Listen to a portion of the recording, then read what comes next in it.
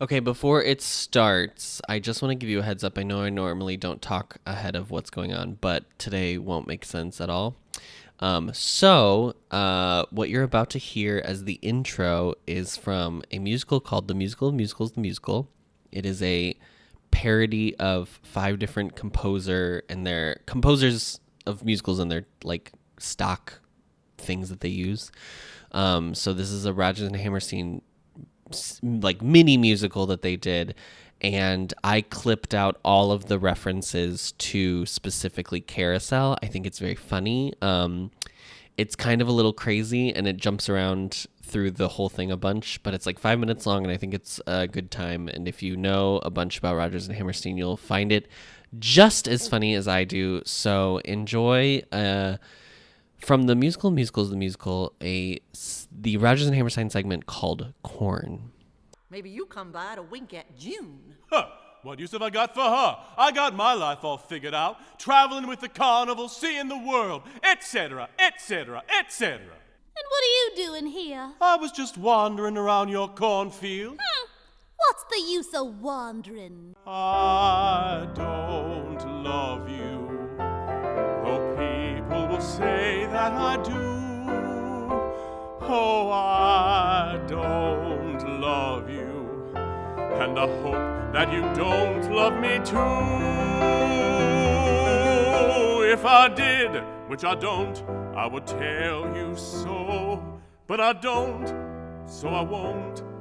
Okay, now you know I don't love you. Together, they dance a highly symbolic ballet. Sort of run-of-the-mill.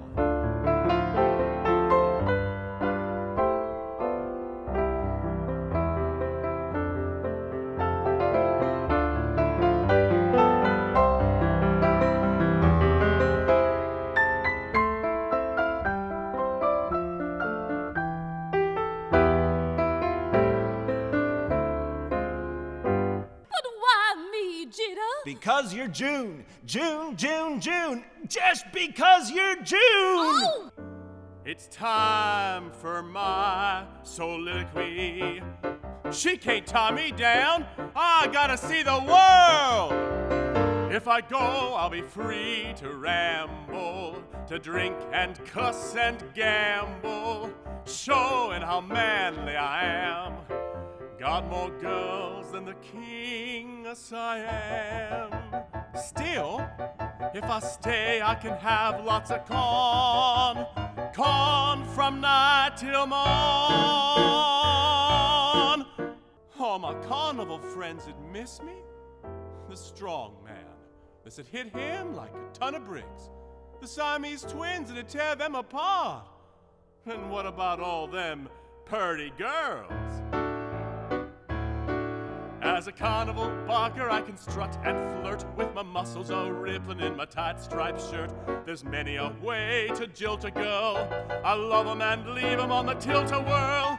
Now that ain't too darn bad. No, that ain't too darn bad. Ha-ha! The bearded lady almost got me to marry her. That was a close shave. Well, maybe it's time I settle down. June sure is purty. We could have a son. I'd name him after me. I'd teach him to wrestle and play. Some fellers might call it silly for a big guy like me to stay home all day, playing with my own little Willie. Well, so what? I gotta decide, I can't stay torn. I'll pop the question if she'll pop the corn. I swear by an elephant's eye, I'll say I do or die. Or should I? Lights up back on the farm, following the wedding festivities. The townsfolk are celebrating. That was delicious clam dip, eating it glad. We know they were minced, but we're convinced that some of them clams were bad. Our stomachs hurt, our bladders are full, we drank too much champagne. That was delicious clam dip, but some of us got ptomaine.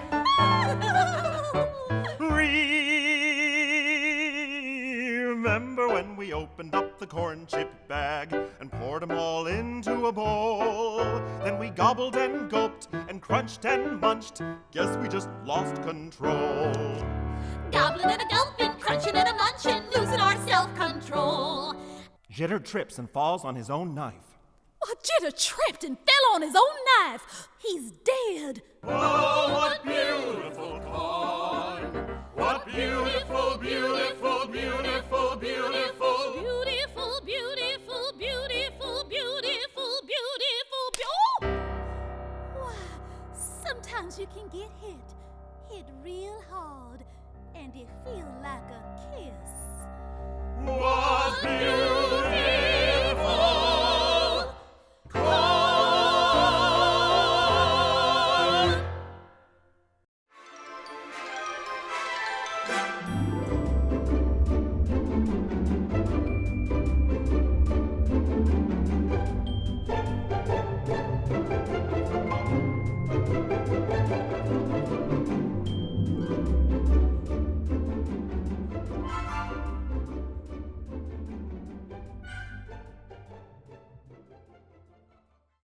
Because it's June.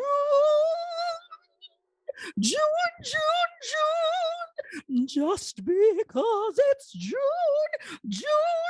June.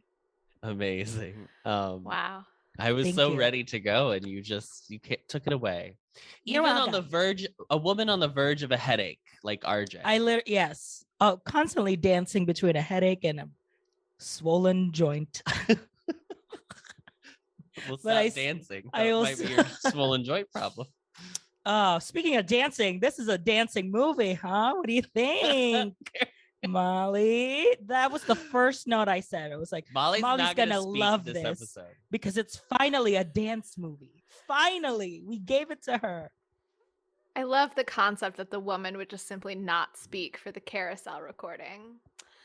Listeners, we've been teasing for a long time that I hate Teasing. Carousel. That's something Teasing. we would call it, teasing. And you're going to hear why tonight. So I hope you're excited about that.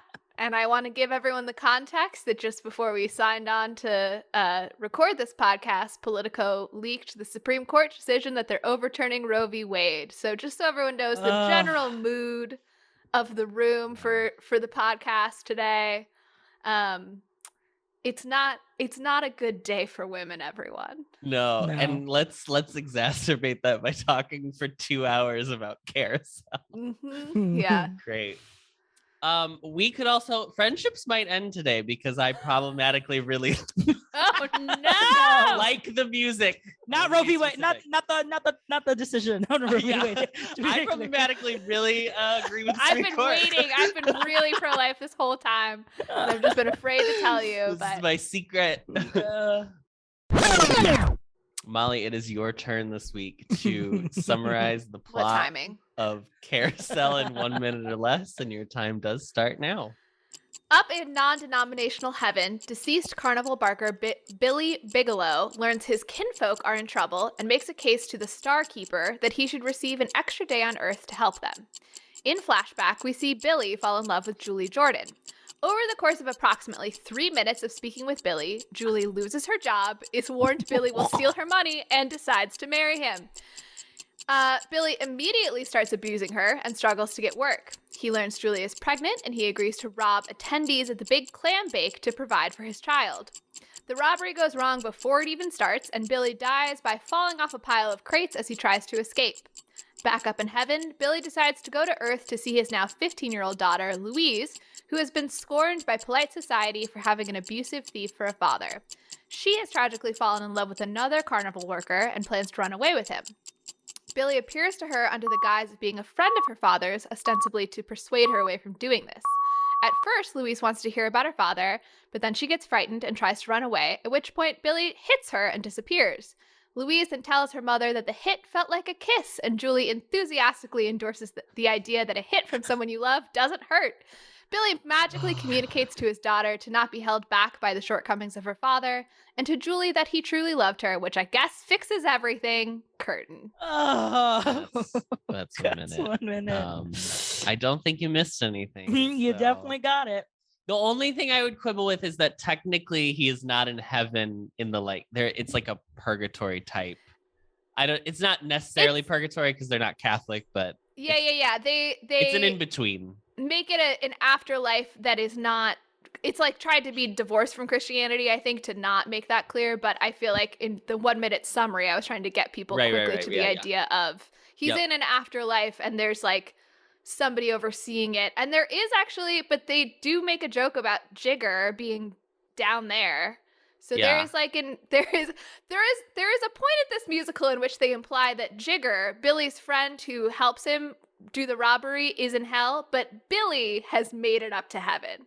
Because he earns his ability to go back to Earth for a day because he was actually a good person, was Billy Bigelow. Yeah. 10 minutes in the recording. So let's talk about our history with this musical. So I saw this in high school, I think. I saw the movie. I really like the music. It is not one of my favorite musicals. We did see it when it was revived on Broadway with Jesse Mueller and what is his name? James Henry, John Jacob Jingleheimer Schmidt. Yeah. Oh, please continue, and I'll ping back. We saw that back in pre-pandemic, so before the world ended.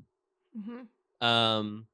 And I cried from the minute the overture started to the minute it was over. Again, not an endorsement of what this musical is saying. I want to be very clear. Adam thinks domestic abuse is romantic. He is going on record as saying that's true. I think it's gorgeous. But I liked the production that we saw.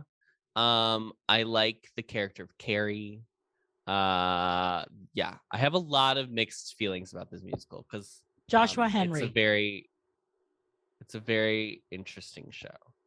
Joshua Henry is his name. RJ?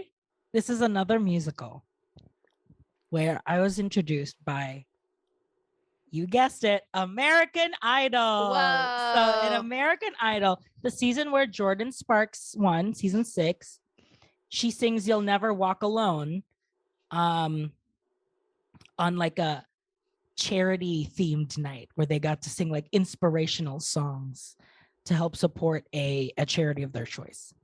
And Jordan sang You'll Never Walk Alone. And I was like, oh my God, go off belting ballad legend. I was like, what is this song? I was equated it to like, yes, Celine, Whitney, our greatest ballads.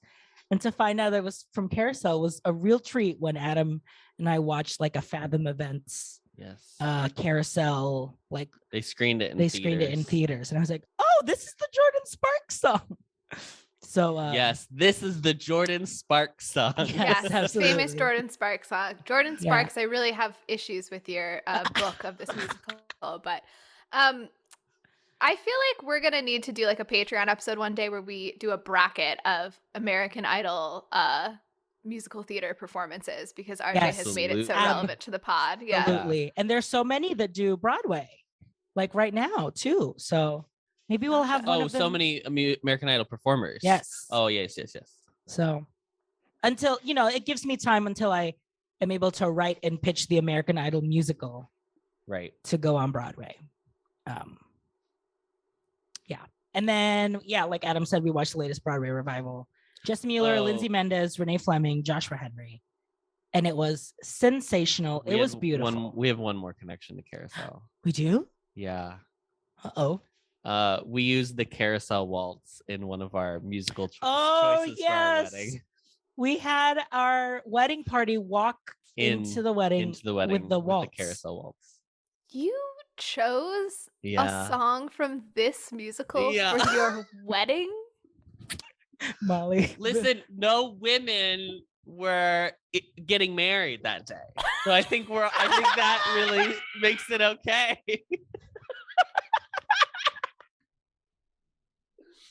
It would be bad if a man and woman got married and this song was played.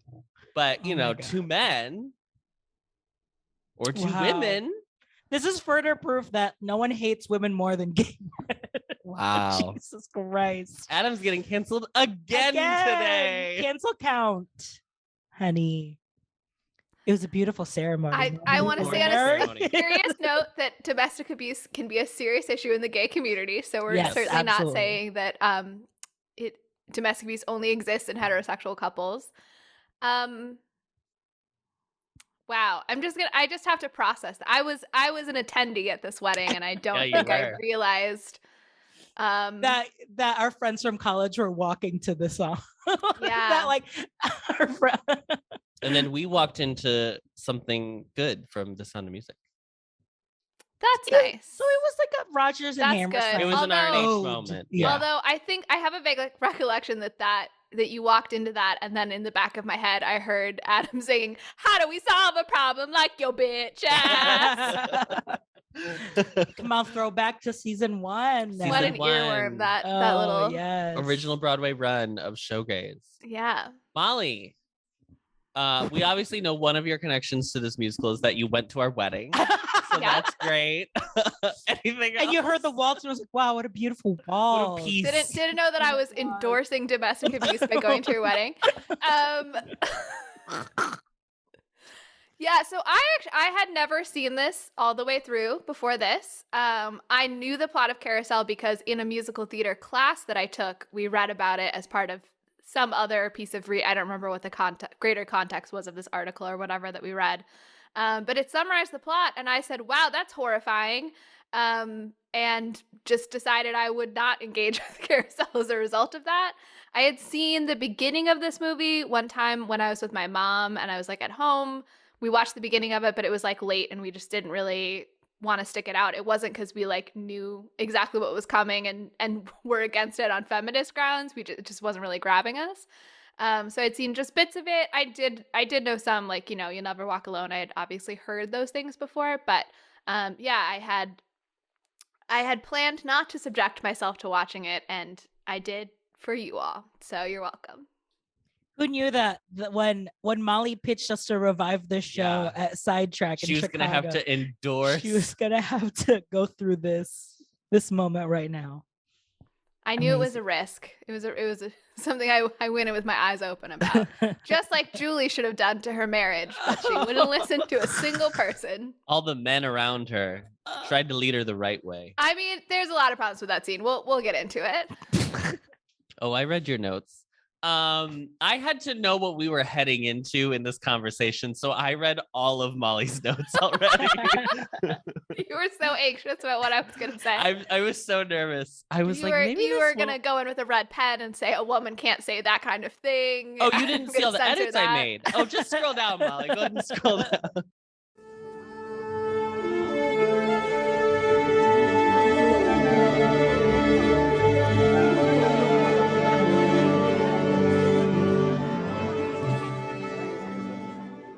So Carousel is based on a play written by Ferenc Molnar. I'm definitely probably saying that wrong.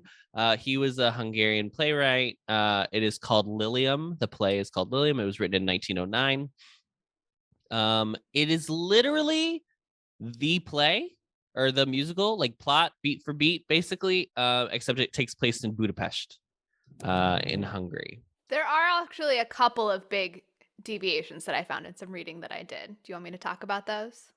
Is it so there's the ending is the big one. What's the other one? So one is that Julie knows that Billy's a piece of shit, and when somebody appears to her and claims to be a friend of her husband's, she kicks him out because she's like, nah, my husband was no good. If you knew him, I'm not interested. So Julie is a little more clued into how she should be treated as a human being. But then, yeah, the ending and that, I don't know if, do you want to say what happens at the end? So in the ending, I linked in the notes, I linked to the Gutenberg. Shout out to the Gutenberg. Hey. All your free historical content you could want. It is an English translation. And the end, so he hit, okay.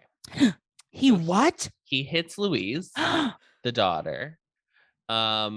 She cries out. He doesn't disappear, but I guess he disappears from their point of view, Right. as is in the movie as well. Like he's still there, the audience sees him, but whatever. So he disappears, quote unquote. They talk about how he's gone. What they call the policemen, the star like policemen who like accompany him to Earth, yeah, kind of like shake their head in disappointment, and then he like is walked off stage. Like he was not able to complete his task of like saving Louise, and then it still does end with the line of like, but when he hit you, did it feel like nothing at all? Basically, it ends with the worst line maybe ever written in a play. let me open it up and read it, babe. Is it possible for someone to hit you hard like that, real loud and hard, and not hurt you at all?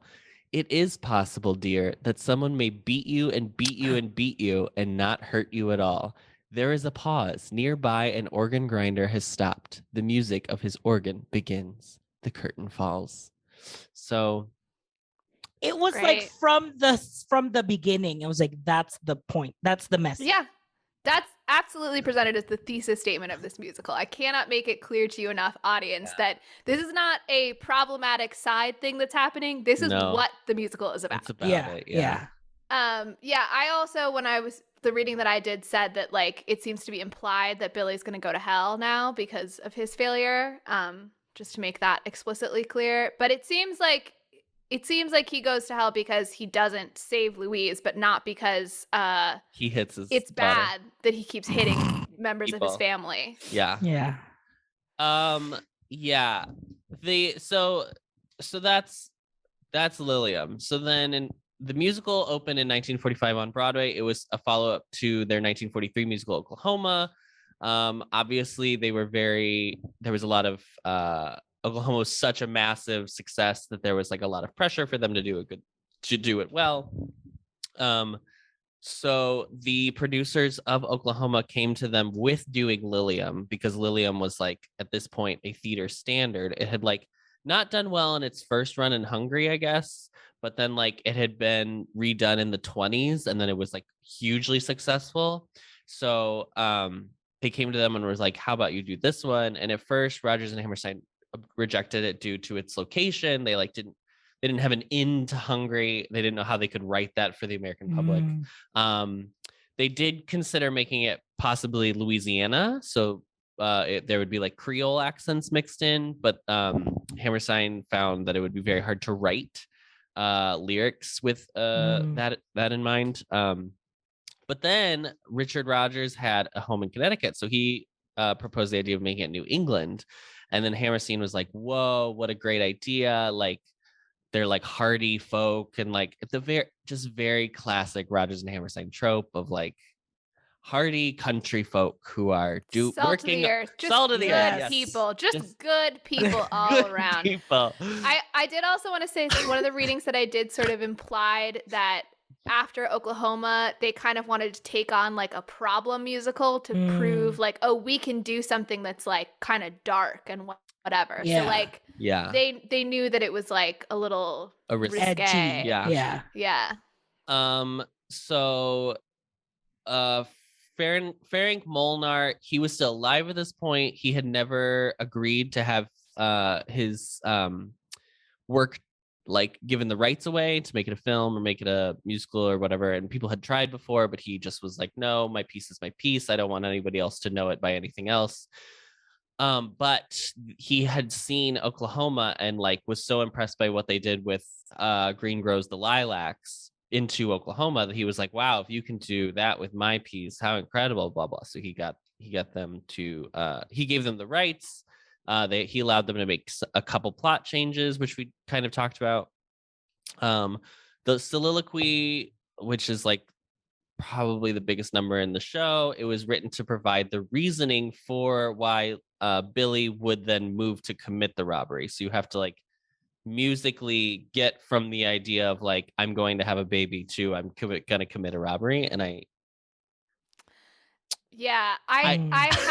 had a summary of that song in my summary, but I couldn't. I felt like it was going to be too long. But for listeners, the soliloquy is him starting off by being like, I'm so excited to have my boy. My boy's going to be tough and strong, and he's going to beat people up, and I'm going to be the toughest dad around.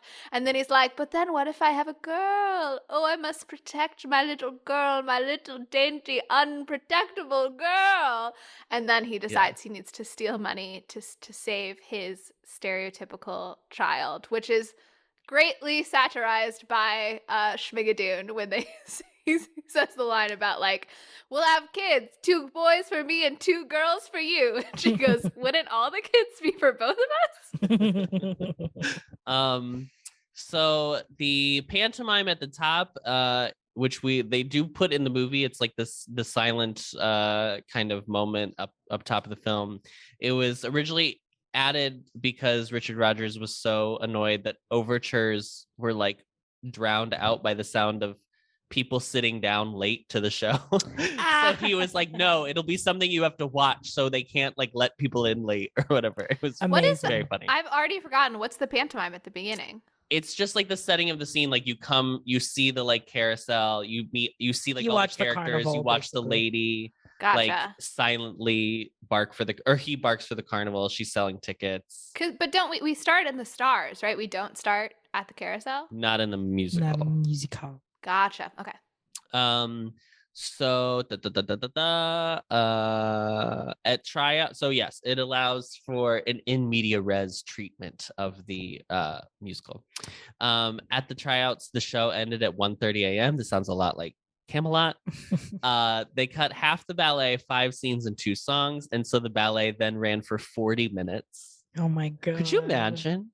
First of all, half the ballet. That means the ballet was 80 minutes long. Insane. Incredible. The Starkeeper was originally Mr. and Mrs. God, a New England minister and his wife, but then they were like, it wasn't really working, so they switched it out just to be the Starkeeper on the ladder. And also anything with a ladder always feels very Our Town to me. And maybe it's just because I saw Our Town at like a formative age, so anything with a ladder, I'm always like, oh, yeah, I get where we're going. But ladders are very big in Our Town. I feel like it's a solid association. Yeah. So the awards for the musical in 1945, the Tonys had not been created yet. They weren't created until 1947. So in their place, we have the Donaldson Awards. So it won everything it could, basically. It won Best Play of the Season, Male Lead Performance, Direction, Supporting Performance, Book, Lyric, Score, Choreography, Costume Design. So this musical is heralded by Time Magazine in 1999 as the best musical of the 20th century. So I just want to leave Time Magazine resign. Resign from being a magazine. Turn in your papers, Time. Yeah. I need your gun and your badge on my desk. Yes. So the movie, gun and badge. Let's talk about domestic abuse in the police community. God.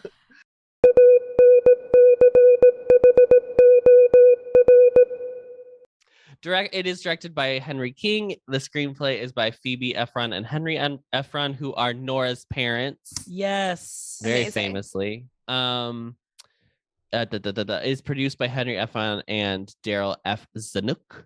It stars Gordon McRae as Billy Bigelow, Shirley Jones as Julie Jordan, and Cameron Mitchell as Jigger. Gordon McRae and Shirley Jones, we've already talked about on this very podcast before because they also starred in Oklahoma. So, okay. And Shirley Jones and the girl who plays Louise go on later in their careers to star in another movie we've already talked about, The Music Man, because Louise plays Zanita, the mayor's daughter. Oh, He got. The cinematography is by Charles G. Clark. It is edited by William H. Reynolds. The music is obviously by Richard Rodgers. It is distributed by 20th Century Fox. It was released on February 16th, 1956. Its running time is 128 minutes. Its budget was $3.3 million, but it only made 3.7. The number is 3.75 million, but I don't know how much of that was the original run. I saw that it was a flop. That's what I read. So I think a lot of that might be from rent. Good. Now, very interestingly, 1956 is also the same year that another Rodgers and Hammerstein movie musical comes out. The King and I comes out, also by 20th Century Fox, starring Deborah Kerr, very famously. And it does super well at the Oscars, and this gets no Oscars traction. Now, people attribute it to this being so very dark, but also The King and I ends pretty darkly. But I think more than that, 20th Century just put their awards kind of push behind King and I over this one. So the original casting was supposed to be Billy, played by Frank Sinatra, and Julie, played by Judy Garland. That would have been bad, I think. Certainly a choice. Didn't Frank Sinatra have an abuse problem, or am I confusing him with someone else? I'm gonna look. He was this up a very disciplinarian figure for his kids, right? I thought that was Bing Crosby. I think that's Bing Crosby. Oh, that's Bing Crosby. I thought that was Sinatra. I mean, they probably all beat They their all. kids. So Frank Sinatra apparently walked off the set when he got. There are two stories. There's the story that Frank Sinatra walked off the set the minute he found out they were shooting the movie both in CinemaScope and in Standard, which meant that they would have to film every scene twice. And he said he wasn't getting paid to film two movies, so he walked off the set. But Shirley Jones, in her memoir, later wrote that it was actually because Ava Gardner, who was his wife at the time, I think it was his wife. She was shooting a movie called Mogambo in Africa, and she called Frank and was like, "I will sleep with Clark Gable during the filming of this movie if you do not fly to Africa to be with me. I will definitely cheat on you with Clark Gable." And so he was like, gotta go. Bye. It's a compelling argument, I gotta tell you. I mean, if you were Ava, wouldn't you? Yes, I would. Yes, I would. There is allegedly rumored remake with Hugh Jackman that has been in the works. I'm sure it's in developmental hell. I think he's too old at this point to play this. And no one should produce it.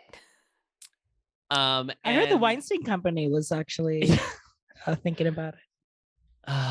It looks like Frank Sinatra had some tumultuous relationships that may have involved physical altercations, but not necessarily domestic abuse. Who knows what the line was considered at the time? Right. Anyway, we've all seen The Godfather. Hugh Jackman apparently wanted Anne Hathaway to play Julie Jordan. Whatever. This means nothing. It didn't happen. So that's all the background info I have on this movie. It was very slight, shockingly. But I guess that means we should head into talking about Carousel.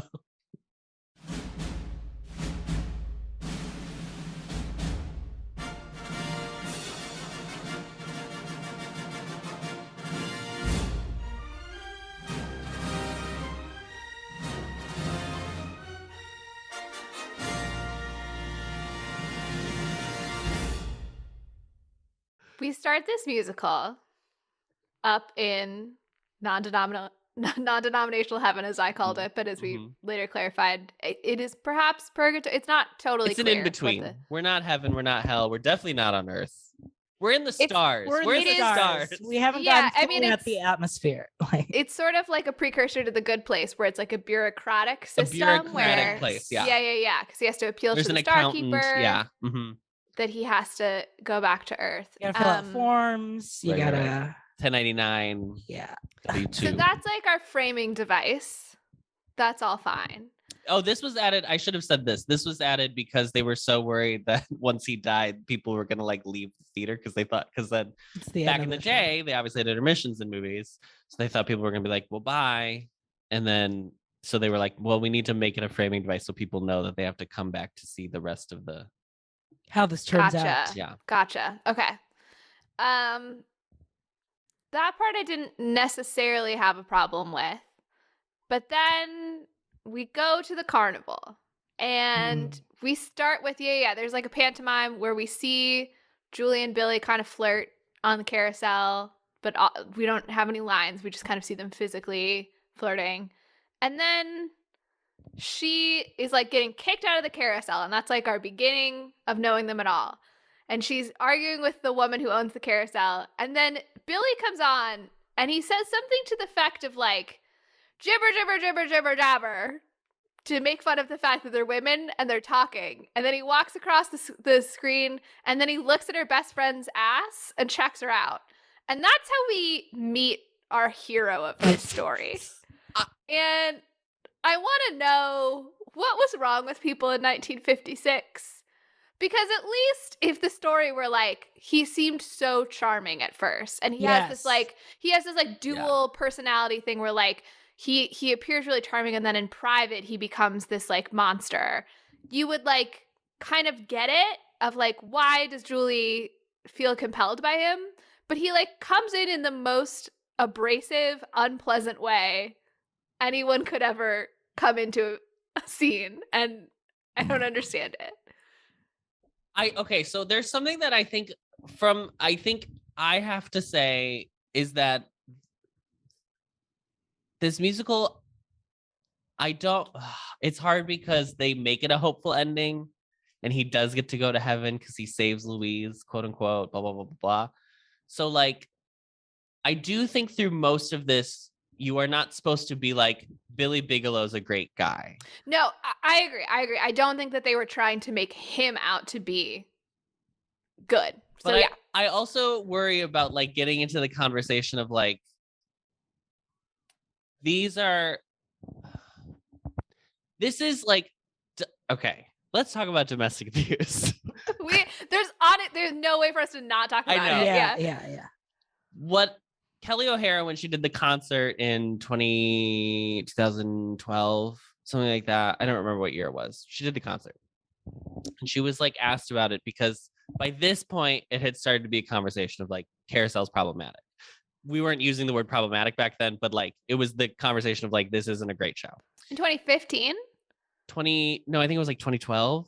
I don't remember what year the concert was. I feel like we had the word problematic, but continue. Yeah. Well, not to the extent that we have it currently online, where like everything is whatever. Anyway, the word existed. We did not use it in the way we ubiquitously use it now. Okay, that's the point. Anyway, she was quoted as saying like, it's still worth seeing. She's obviously trying to sell tickets. It's worth seeing because the reason domestic abuse is a problem is because it happens to women and they stay like Julie Jordan stays in the relationship just like many women who are in situations of domestic abuse stay in relationships in which they should objectively remove themselves from, but they cannot seem to do it. So I worry about getting into like obviously no one's passing judgment on Julie Jordan in this podcast. But there is, and it is hard because at the end it is such like but it felt great when he hit you. And it's like, why is that the takeaway? Because, so the thesis of the musical is because everybody is telling her like, don't be with this guy. Right. People immediately say that it's messed up that he hits her when they find that out when we get to that part of, right? So like the society around her agrees that abuse is bad. But the thesis is like, but love is complicated and like he's hurting me but doesn't mean to or what. And so like it's every excuse that keeps people in those relationships. Right. What drives me insane about it is that it's not that it's not that Rodgers and Hammerstein actually think domestic abuse is good. Right. It's that they think it's complicated and that sometimes maybe it's okay if you really love somebody. Yeah. And that is, I think, a worse message. Yeah. And then one where like domestic abuse was on stage but just incidental would be a different thing to me. And the reason, and I agree, like I will try not to judge Julie Jordan because women are really in the situation, and I will not judge Kelly O'Hara because she was cast in the show and had to promote it, right? So I'm not saying this is like her opinion for real, but with other, I want to compare it to Taming of the Shrew because people talk a lot about it, like, should we do Taming of the Shrew anymore? What's being portrayed is really abuse. How should you do Shrew? Should you like lean into the domestic abuse and like make it into a really uncomfortable thing to watch? A tragic should you comedy, like subvert the final monologue where she talks about how we should all be subservient to men to like make it into a comedy? I feel like with Shrew, you can at least make choices and like put a frame around it about like, here's how you should feel about the things that are being depicted on stage. But in a musical, you are told what emotions to have by the music. Via the music, yeah. And so you cannot do a show that has this level of romantic mood setting through the music and also get around what it's saying about domestic abuse. They're too tightly intertwined and you can't get around it. And so therefore I just think it's like unstageable because there's no way to offer enough commentary to get around what the musical is essentially trying to say at its heart. And we can talk later. I like read some articles about more modern stagings and ways that people have tried to address it. And I think that's like interesting as a thought exercise, but I think like ethically, we should you can do songs from it in a concert setting without the plot attached to it. I think You'll Never Walk Alone is fine because even that song in context is really about like continuing on when you've lost somebody that you loved or whatever. And like, it's messed up. She loves him, but she does love. I don't have any issue with that song, and that's the one that's most famous. But like, I just think that like as a holistic piece, everything about it is so intertwined with the idea that there is a romantic element to domestic abuse, and I think that we should stop endorsing that idea in any way. RJ? Yeah, because I think like even before we first watched the revival, that was my concern of it too, of like, wow, we're actually really doing a Broadway production of this again. And knowing that we were already having those conversations about should Carousel be done. And I don't know, like I may have, because I was I feel like watching it because it was so like, you know, focused on the ballet and focused on the production aspect of it and like the talent, I came out with it with like it was a really beautiful performance, but like that till idea of like, it's almost like you have to like go in knowing that is going to be a thing and don't even think about it, which is like at that point, when if you have to kind of like make an agreement with the audience to like not think about that, then like why do it? You know, like also, the frustrating part, and this is like purposeful, I think it also happens in the original text of Lilium too, is that all of the violence except for the slap that happens on Louise's hand, all of that happens off screen, off camera, off stage. So you are told about it, but you are not shown it, which allows the audience to not, I think at the time it was probably so that it was like to not let your emotions get wrapped up in what the abuse is, but more focus on like the relationship as like full concept. But I think now in just understanding like domestic abuse in a more holistic perspective than we did in 1945 and what did I say? 1903 when this was like the original play was written. 1909. Like, I think it's very hard. Okay, let's say what it is. The reason the show still gets done is because this music is genuinely probably the best Rodgers and Hammerstein score of all time. That is genuinely, I think, by and large, what most of the positive reception is to this musical is like the score is almost like operatic in how like grand and how much like how character based it is, and like how there's like moments where I keep itching my nose, I apologize. How there's moments where like in the song, this isn't in the movie, so I apologize, but there's a song called You're a Queer One, Julie Jordan, where kind of Carrie's ribbing Julie for being like the odd duck out at the mill or whatever.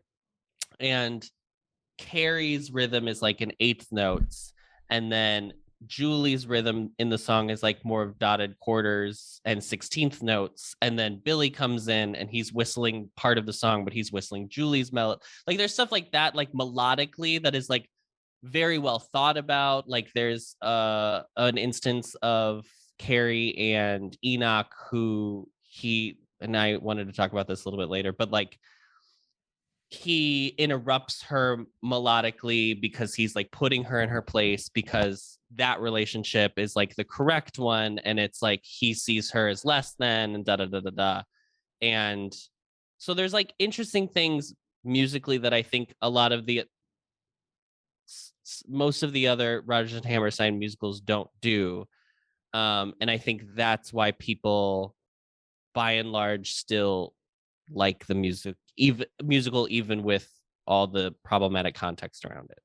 That's my theory. I have nothing to back this up. I have no data. I have no proof. No, I mean, I think that's right. I would like to think that it's not that there's like a huge contingent of people who are like still just itching for romantic domestic abuse stories. So there's like, one hopes that there's another explanation, but it's just this is the problem about like that it's too intertwined, that the very thing that compels people to continue doing it, to me, is what is most problematic about it, which is how romantic the music is.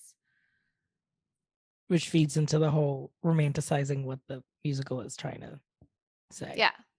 Every choice you make that makes it more beautiful and more romantic makes it more problematic to me. Yeah.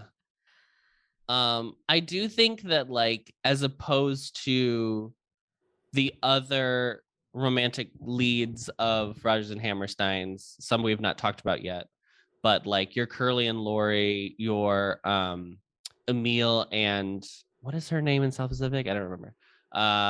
Like those characters, Nellie, yes, Nellie Forbush. Those ones feel more romantic to me, whereas and maybe it's just because like I'm trying to give myself an out, but it doesn't feel like, it feels like Billy and Julie are like, it's like a Greek tragedy where it's not going to end up well. Yeah. Because in this watch, I felt like because it happened so and literally in the span of that one song, right, is when they fall in love and decide that, like, and like how quickly Julie will just say like, yeah, if I don't go home right now, then that means my job is over and I am stuck with this man. And this is initially just to have a first conversation with him. It's like it happened so quickly and so fast that I couldn't help but think about like this is going to be a big tragedy. Yeah. It's really like a Phantom of the Opera story where it is the darkness in him that I think she is so compelled by, and she wants to be with this like really messed up dude for whatever. We don't really get much backstory on her and like what compels her to be this way, but I actually want to challenge even the notion that we don't see him abuse her on stage, because after they've gotten married, we got to go back to the scene where they decide to get married in a second. But after they've gotten married, Billy like gets off this fishing boat that he's been working on, and then he comes to see Julie, and there's something about like, he thinks that she's going to judge him about not having more of a full-time job and not providing for her. Mm-hmm. And he like starts this interaction by being like, what, you going to say something about the fact that I don't have a job and blah, blah, blah. And so he punishes her for an opinion she has never expressed. Yeah. So it's like, it's literally such a trap that like now she feels guilty as if she's done something wrong, and she literally did nothing. Yeah. And he has come in and managed to make the situation where she feels bad about what's happening without having done anything, but she like accepts that as if there's something, and then she's like, no, I was just gonna say like, are you hungry, and I'll get you something, and it's like this dynamic where he is like constantly punishing her is abuse. So it's like they made the choice not to have us see him hit her, but like obviously it's in the verbal, it's in the how he talks to her, how he talks about her to everyone else. Like it's, the abuse is already there. Yeah. And the way he dehumanizes her is so clear throughout, where like he's been so demeaning to her, and then as soon as he finds out she's pregnant, then he's like doting on her, and it's like he can only see her as this manic. like vehicle for like his emotions, and either she's like beneath him or above him once she's with child, because women are only valuable when we're carrying babies. And I'm spiraling out. I have to take a break. It's truly like, if you ever need this is the biggest reason as to why, like, when straight men can't process their emotions, they are truly the most dangerous thing in this world, because they will use all of their power and privilege to essentially like process those emotions through really harmful ways with whatever power or privilege they have, whether it's in this one it's through Julie, but like in history it's like through their civilization, like through what they like have power over. I agree. It spills over to lots of places, but I think specifically it's often directed towards women, because straight cis het men, cis and het, or I said straight and het. Just double down on it, you know, just really often, just ultra straight men. Also straight men, and also very, very straight men. Yes. Straight men get raised in this very straight toxic... men? Just to clarify. It's fashion. But is it fashion?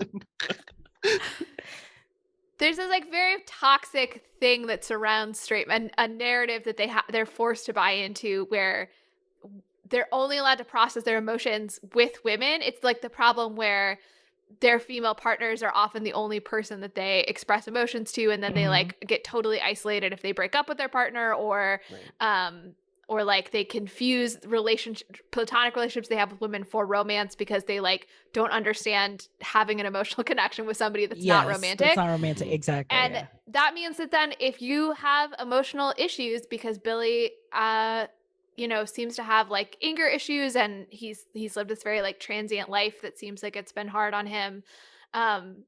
So like it all has to get directed to Julie, and Julie has to deal with all of his emotions. And like that's how their dynamic exists. And it's just like so distressing that this is like such a common thing that exists. And so I find that incredibly frustrating. It's very upsetting. It's very genuinely upsetting. very upsetting. Are you gonna shoot me if I play music during this episode? No, I cannot do it if you want. No. I mean, I think I've given enough caveats to the listeners that they will have my warnings in mind when they listen to the music. As you listen to this beautiful overture, please know that you please are feel bad about yourself when you listen to this. Absolutely. Well, so we've talked about their kind of like love moment sequence. This is a classic Rodgers and Hammerstein trope. This is a I'm not in love with you. But if I was in love with you, these are the things that I would love about you. We can't actually say it. Where I do think in this musical, that's the point. Like they can't say they love each other, because you have to wait until the end to know that she actually loves him. To know that he loved her. And yes. Anyway. It's not great. I'm just saying it's We're just textually why I have to, at some level, I just have to be like, I've expressed my discontent, and like so talk about the rest of it. Yeah. So this Molly is currently punching a cutout of Adam in her home. It's weird that you have a full life-size cutout of me in your home with Molly. darts. Don't worry about what that was made for originally. This is If I Loved You.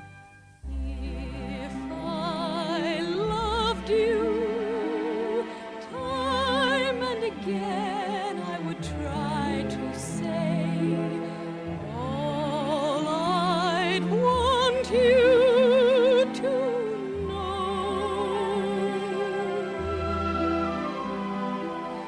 If I loved you, words wouldn't come in an easy way. Round in circles I'd go,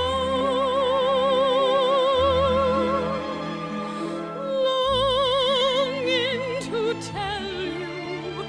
I think while we started with the song, I think we have to back up from the song, and we have to talk about the scene that I referenced where everyone tells her he's going to steal her money and she loses her job.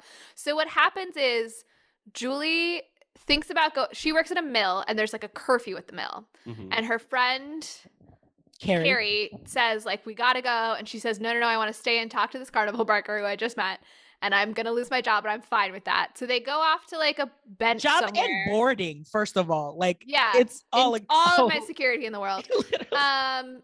They go off to like a bench to hang out and talk, and then her boss comes upon them. Terrible luck. Terrible luck. Yes, literally. Where he's like, hey, you're gonna miss curfew, and I'm gonna fire you if you don't come back to the mill right now. And she's like, yep, this is what I'm gonna do. I'm gonna stay with this guy. And then while her boss is saying, like, are you sure about that? Then a cop walks up and is like, hey, this guy keeps stealing women's money after seducing them. Are you sure you want to be with this guy? And it is every societal force personified.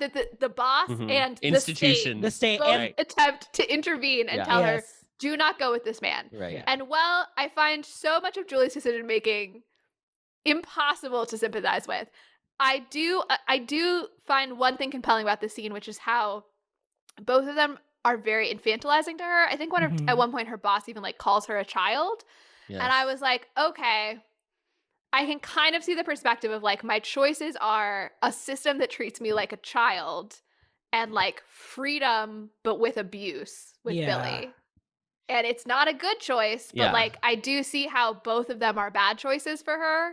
Because also if I were a grown woman and people were like, young lady, you have to get back to your curfew or else you're going to be one of the bad girls. Like I can see why you would chafe against that system as well. Yeah. Yeah. I've demolished you too. You feel like you can't respond to anything. No, I mean it's rough. I really want to. I mean, like I'm just waiting to talk about the ballet because I think Molly's just further breaking my back as the. I want to talk.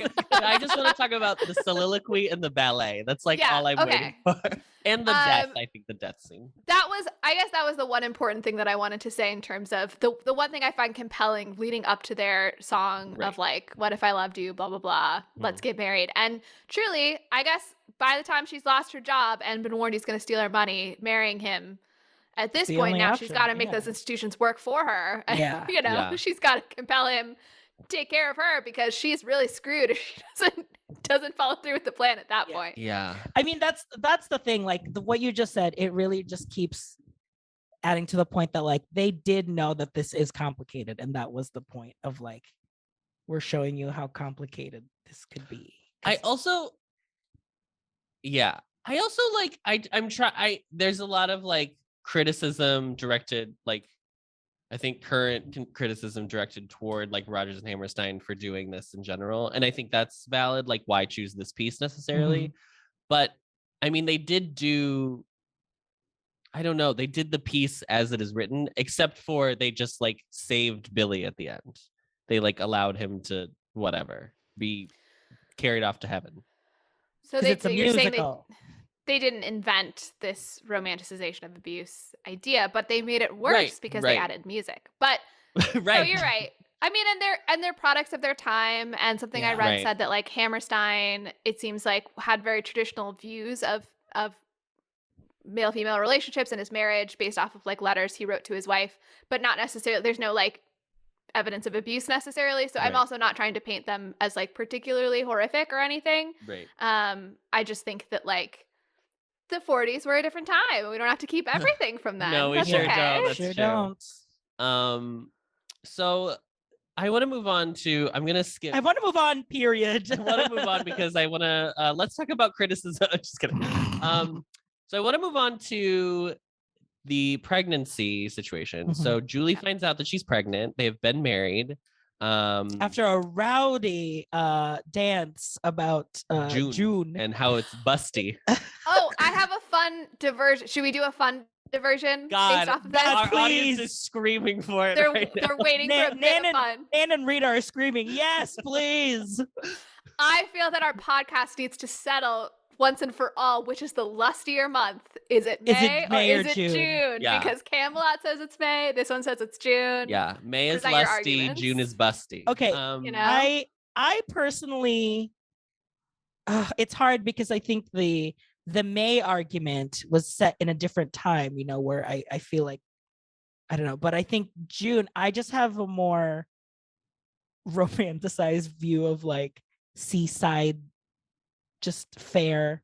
So like something about like a hardy boatman, just to me, I get it. A sailor. Okay, I get opening up for a It's doc. curious because sailors aren't really associated with gay men. I don't know why you would. Yeah, you feel like would that's think. yeah. Yeah. Interesting.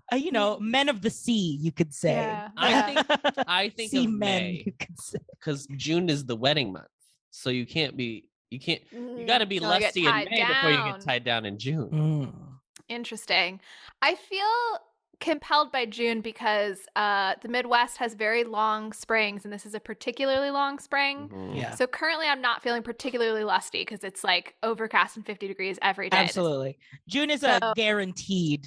Yeah, I think hot time. Midwesterners, we have to lean into the June because it's just unreliable, and Yeah. and I need consistency in my lusty month. You know what I Right. mean? Absolutely. Yeah. I need a dependable lust is Yeah. what I'm looking for. Yeah. Great. After that diversion, let's talk and about one more domestic thing. abuse. One more thing, which is that Adam, you know that you are the principal dancer in this sequence, right? 100%. Yes. There is Absolutely. this man who is just 100% limbs, and I just immediately wrote down Yeah. Adam Noacker. Like Yeah. it was so Like, you. Tucked in shirt, glasses. The dweeb. The dweeby one. the Eugene in Greece. Yeah. Yes, that type. So Julie reveals to Billy that she's pregnant, and he immediately switches from being as we were talking about, he was very hard on her, to all of a sudden he's doting on her, he's very affectionate toward her. And then he goes to perform the soliloquy, and I have to play the soliloquy because it's such an important piece of musical theater canon songwriting. But in this song, he spends it's an 8-minute long song. I'm not gonna play all 8 minutes, but it's an 8-minute long song. And he spends about 6 minutes being like, oh, the things you can do with a boy. You can watch him run. You can watch him be president. You can watch him do anything. And then he's like, but what if it's a girl? And then he's like, you can't do anything for a girl because you have to do everything for a girl. And then at the very Poetry. Poetry. And then at the very end, this is when he has the realization of I have to do whatever it takes in order to provide for my daughter. Fine. So this originally was just going to be he sings about having a boy, and then it's not, he doesn't know that he has had a girl until he comes down from heaven or from but I guess Richard Rodgers only had daughters, so he was like, I want him to have the realization of what if it was a girl? What if it was a girl? A girl. What a terrible fate that would be. And you know what I thought about this whole song, because we live in 2022, again, the worst year of everybody's lives. Mm-hmm. I thought about all those gender reveals where it'll The be dad revealed is, that it's a girl, and the dad will get upset. Or make the joke of oh, rats. I now am feeling and we've never discussed whether you two are interested in having children, but I do need you to do that because I would like you two to do a very camped up drag version of this soliloquy at a gender reveal party for a child that you're gonna have. And also what I love about it is that in my mind you're gonna be adopting a kid and everyone will know their gender they'll be 5 and everyone will know their gender, but you will adopt them and then do a gender reveal where you sing the song as part of the process. See, that is an appropriate example of how to do Carousel. Only in this specific, we are the only people. I said you can do concert version. You can take pieces individually. One just can't do it holistically anymore. Yeah. There's a way to satirize gender reveals through doing this song. Or maybe maybe it's just as simple as we make a video where we take the audio of this song and then we just have clips of gender reveals that have been posted online. And Sasha Velour does it. That's what's happening behind her while she has an amazing costume. There's something here we're workshopping. The rose petals under her wig are either pink or blue. Yeah. Yes, absolutely. She lifts a tiny hat to reveal the house that it's either pink or blue, and then she'll say that it's a statement for women everywhere. Stupid. So when we saw Carousel on Broadway with Joshua Henry, who won the Tony, by the way, He won the Tony. He won Best Actor. I cried the whole show, but this song specifically, I thought it was so good. I really do like removing everything from it. I like a song in which you can have a full breadth of character discovery.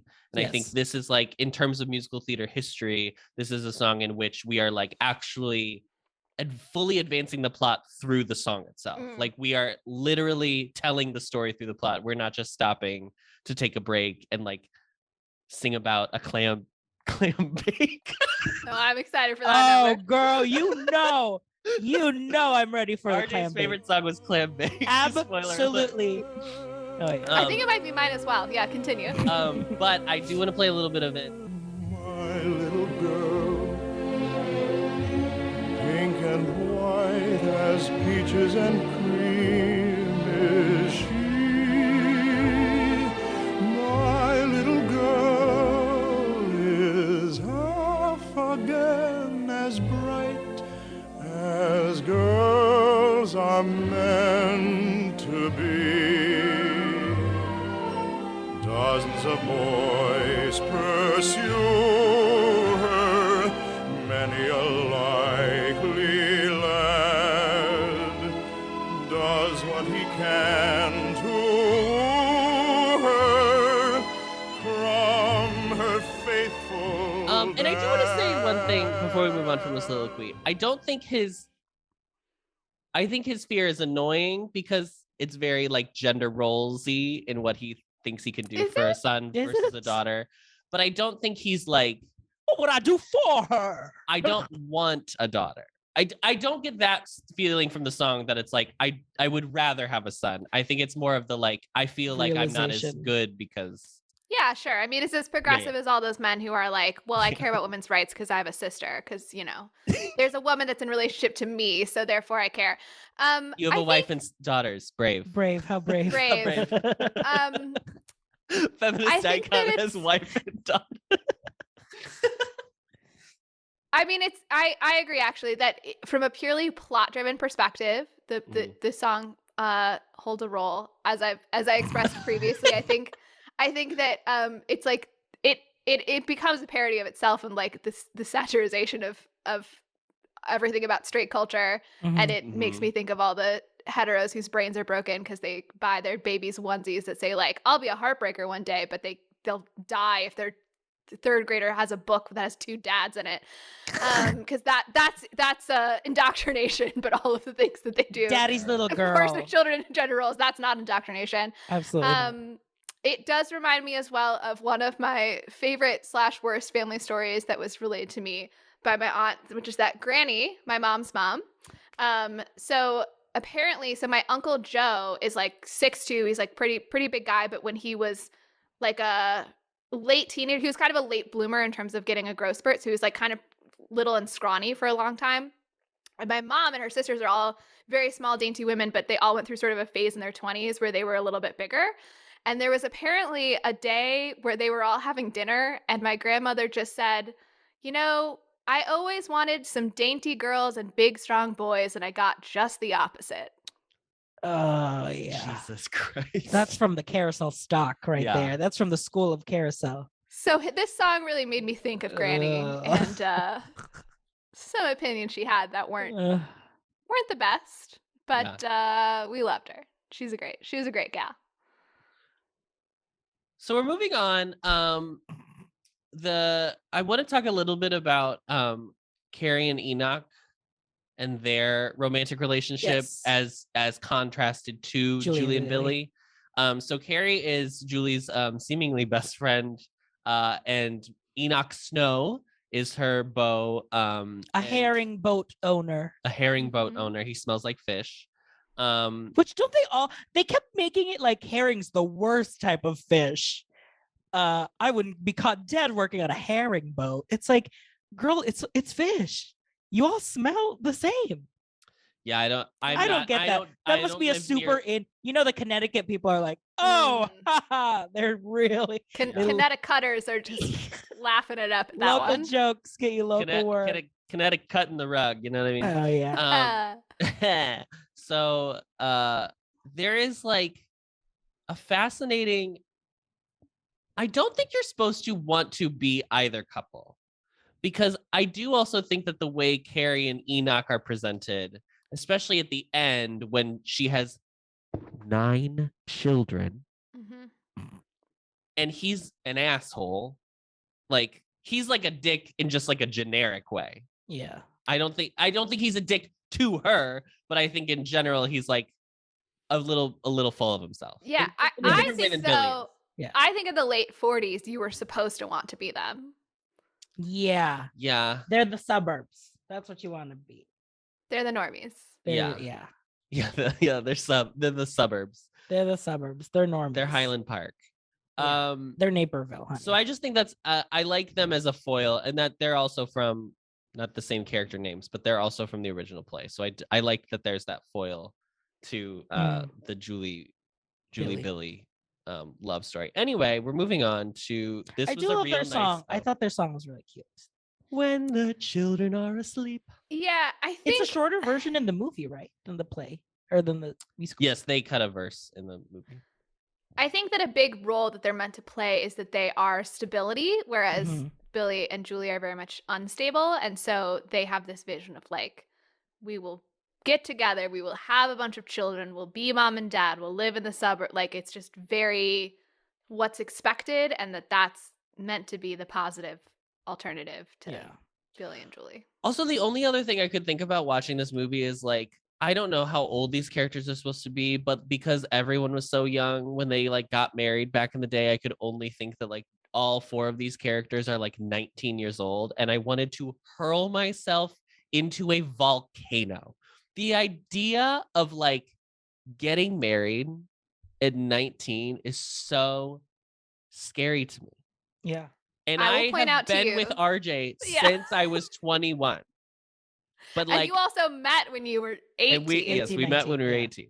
But we didn't start cheating yet, Molly. We were just roommates. We were just Molly. roommates, Molly. Roommates can hug. Roommates can hug and cuddle. Anything to say? Anyway, no, I just think they're fine. It's I just have an crazy to me. opinion Nobody, about them. nobody, I think, in this musical, in which the time period and like we don't know enough, obviously, but like it doesn't seem like anybody has reached full brain development at 25 yet. So just keep that in mind. Yeah. It's real I think- horrifying out here. I think they fit into to me of like the heightened straight couple that like is in every musical, and so Right. Yes. like yeah, it's crazy, but it's not crazier than Guys and Dolls is. And Right. although I've established that I enjoy that, I feel there's a wink and a nod in Guys and Dolls that is definitely not there in Carousel. Sure But isn't. like their level of being off the wall straights is within the genre, whereas I feel that Billy and Julie have crossed over to a place that's not cool anymore. I'm gonna sneeze. Mm. So we're moving on to This Was a Real Nice Clam Bake. RJ?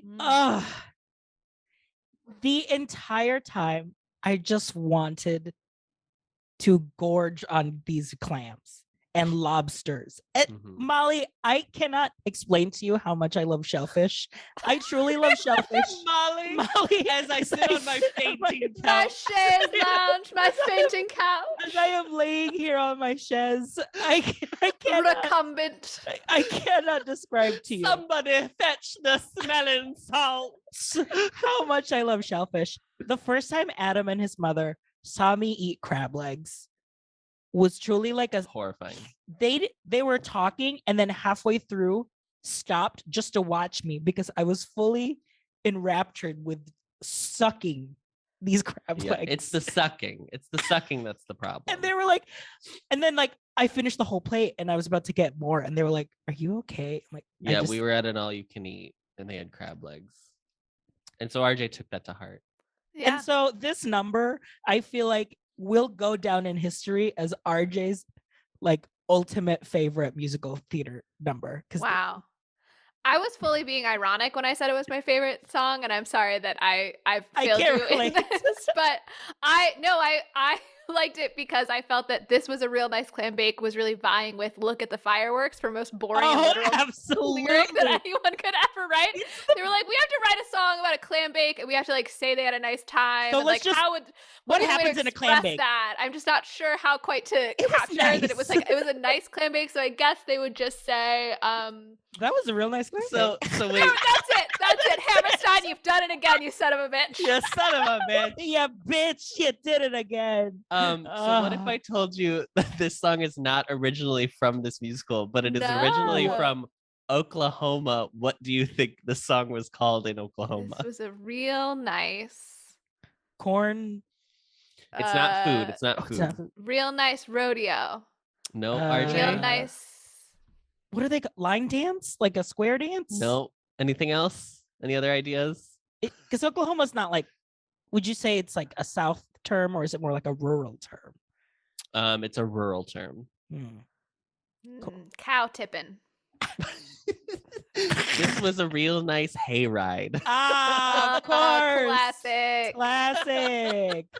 And they were like, gosh, that lyric is too good for us to lose. We got to keep that song. The for something template else. of that was a real nice blank. That's will go. I wish they had done it one in every musical. For State Fair, this was a real nice State Fair. Oh my God. This was a real nice Bally High. This was a real nice Austria. This is a real nice ball thrown by the prince in order to find a wife.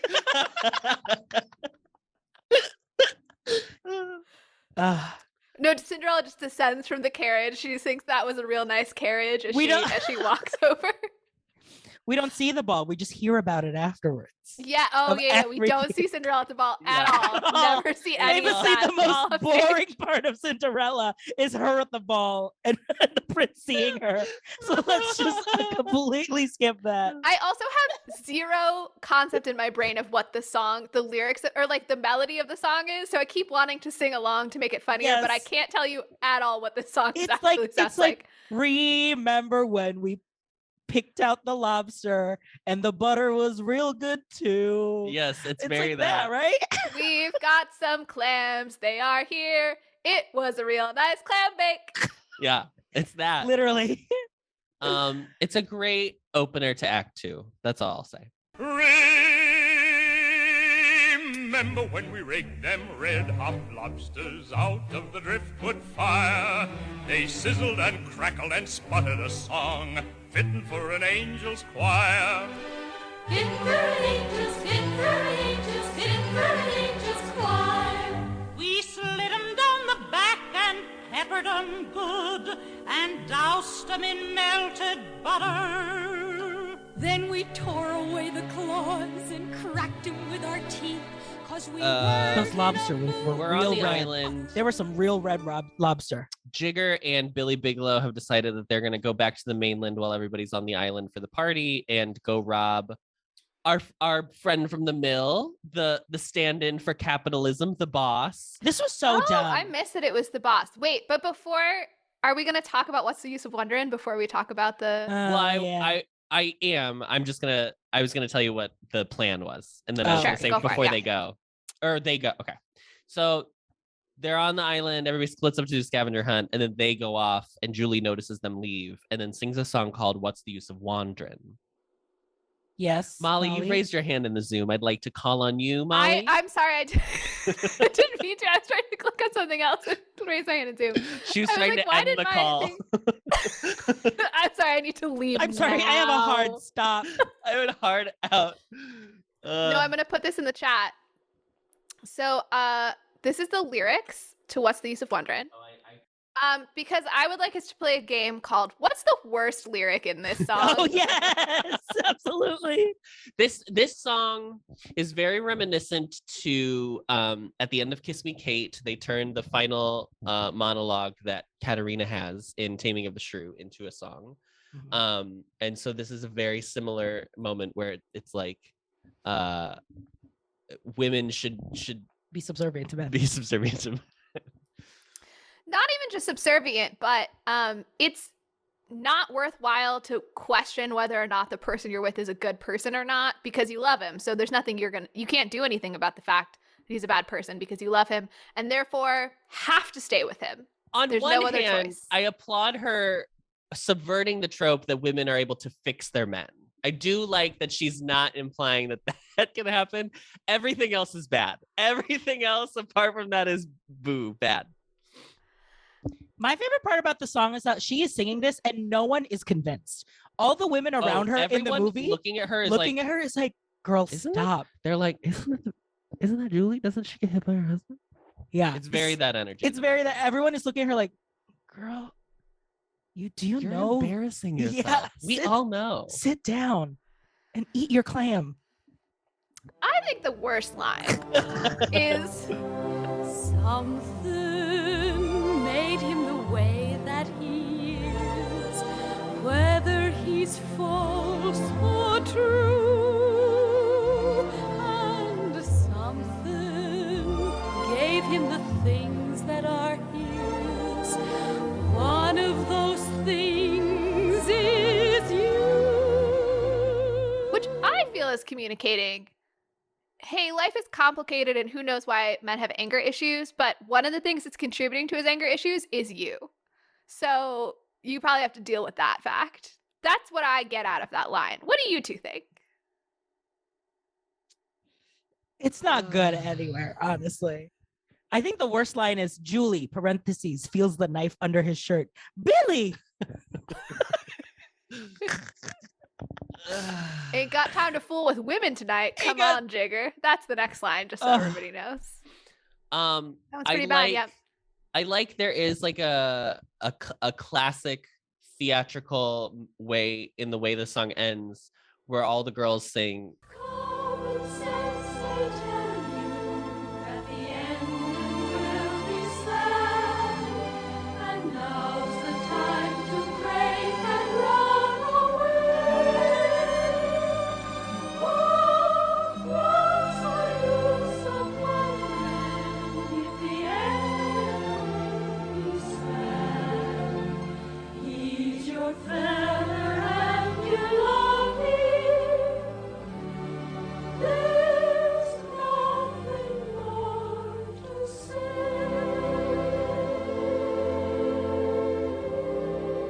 Which I do feel like is like a direct nod to being like, this won't end well. This is Cassandra's This is Cassandra, honey.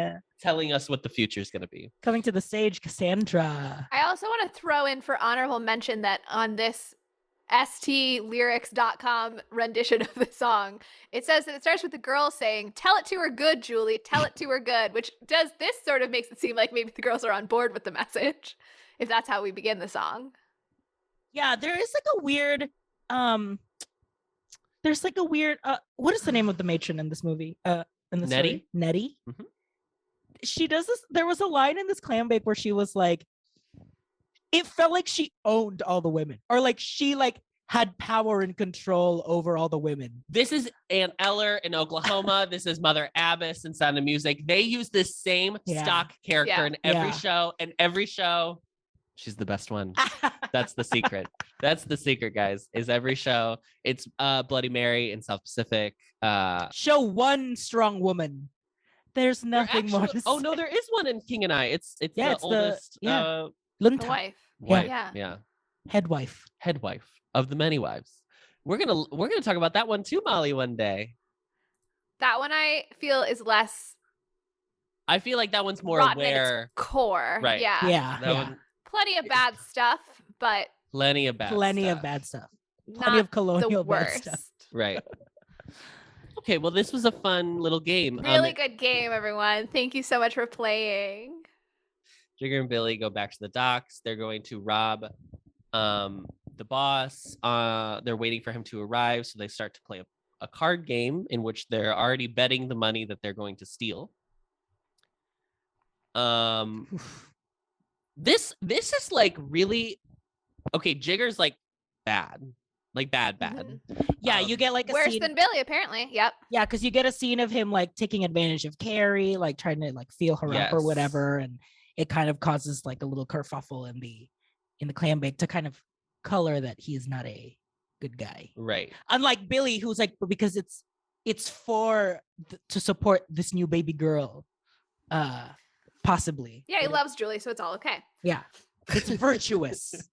Yeah. So they play this card game.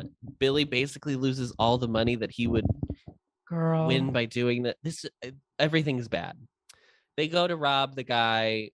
He has a gun. He has a pistol. So they are outmatched by a pistol versus their 2 little knives. Calls the policeman over. Outgunned, outmanned. Jigger runs away.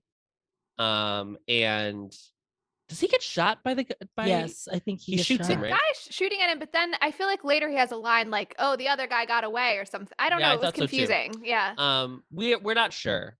And when we find out Jigger went to hell, we don't really know if it was for this or he died at another Right. point. We don't really know. But Billy tries to escape, and he falls on his knife and Now, this is familiar. dies. Yes, it's very similar to how poor Judd dies in Oklahoma. However, in the original musical, I do want to point out, in the original play, he, in order to escape, he just commits suicide. So it is not an accident. Yes. It is purposeful so as to not be caught. Yeah. I wish they had kept it. I would like to say that this has my favorite line of the movie, which is where he's climbing up the crates and the guy who's pursuing him with the gun goes, "Where do you think you're escaping to? The sky?" And I think it's pretty sick to burn someone that hard when you're about to kill them for trying to steal from you. I think that's pretty good. But yeah, I think, gosh, if you're gonna go this dark with your musical, like keep the suicide part. It's Yeah, kind of this- funny you know that what they I were mean? like, "That's too dark." This one, I thought We it can't felt do more that. like Yeah. very 1950s Hollywood, where they were like, well, we can't show someone committing suicide on screen. So, well, you know what I mean? Like very Yeah. Hays Code era. So he dies. Everybody at that exact moment arrives from the island, and Julie comes across him and cries over his dead body. And then Nettie comes over to sing You'll Never Walk Alone. And here is You'll Never Walk Alone.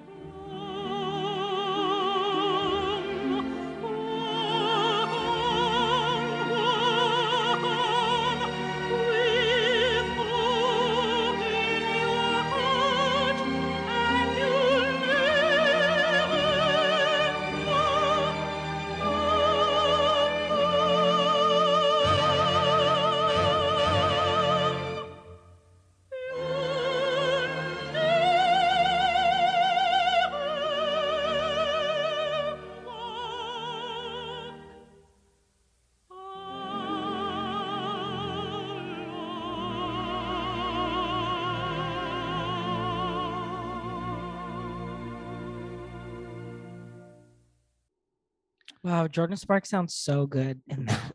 I promise you, I'm not playing the Jordan Sparks version. I think this song is really good. And it's funny to me because as I was researching this, it's almost become like a hymn in many like people churches will like do this song, like choirs and churches will do this song. Like, Huh. it's huge. The Liverpool Football Club in Liverpool, like this is their song. Pretty operatic for a football anthem. Okay. Yeah, because I guess there's some Liverpool band Liverpool. that like covered it at one point and they just started singing it. Gosh. Adam, your favorite reference? So BTS actually referenced Carousel in a music video called Spring Day, in which it really doesn't have anything to do with anything. There are allusions that some folks have made to the fact that the Spring Day music video by BTS is in honor of the students that lost their lives in the Sewol ferry tragedy in South Korea. This has never been confirmed by BTS or anybody else, but in the video, there is a shot of one of the members in front of like one of those like carousel, like swing set carousels. Yeah. Like one of those, and then it says You'll Never Walk Alone on it, and it's like very dingy and beat up. So there's like a little nod and a reference to Carousel. What is this ferry accident you're talking about? I don't know about it. So I'm saying it wrong. The SEWOL ferry tragedy was a ferry accident in 2012, 2013. I don't remember which year specifically, but we'll link it in the show notes. There's a New York Times article about it. Basically, it was a ferry that had like gotten a leak and started sinking, and it was ferrying a bunch of students from one part of South Korea to another, and the captain and all of the like crew just like left all the students to die, and they Gosh. like 130 teenagers like all lost their lives Wow. in this horrific tragedy. And there's a lot of fascinating information about it, and it's a truly devastating. And it ended up actually leading to the president at the time like resigning, because it was like connected back to the fact that the ferry hadn't been checked, and like people in the government had been paid off to like not check this ferry, and like there was like a bunch of like cover up style stuff. There were like Coast Guard that weren't like letting like people who own their own like personal boats to like go and try to help get them out, and like it was because they were trying to say everything was fine, and it was like really terrible. Anyway, Yeah. there's like a reference in it. There's a very deep rabbit hole if anybody wants to go onto the internet and find how the BTS song Spring Day is connected to this. But yeah, but I think it still connects to the idea that like this song has kind of gotten a life of its own of like marching on through life without after getting through like a major loss. Yeah, tragedy and continuing on. And yeah, like I said before, I don't have any issue with this song, I think, being abstracted out, because I think even its use in the only reason I don't like it in the musical is that the person she's grieving over is so terrible. But like I can get over that. I think it's appropriate to pull this song out of it, and it is a very stirring melody for sure. So so brave of you, Molly. Thank you so much.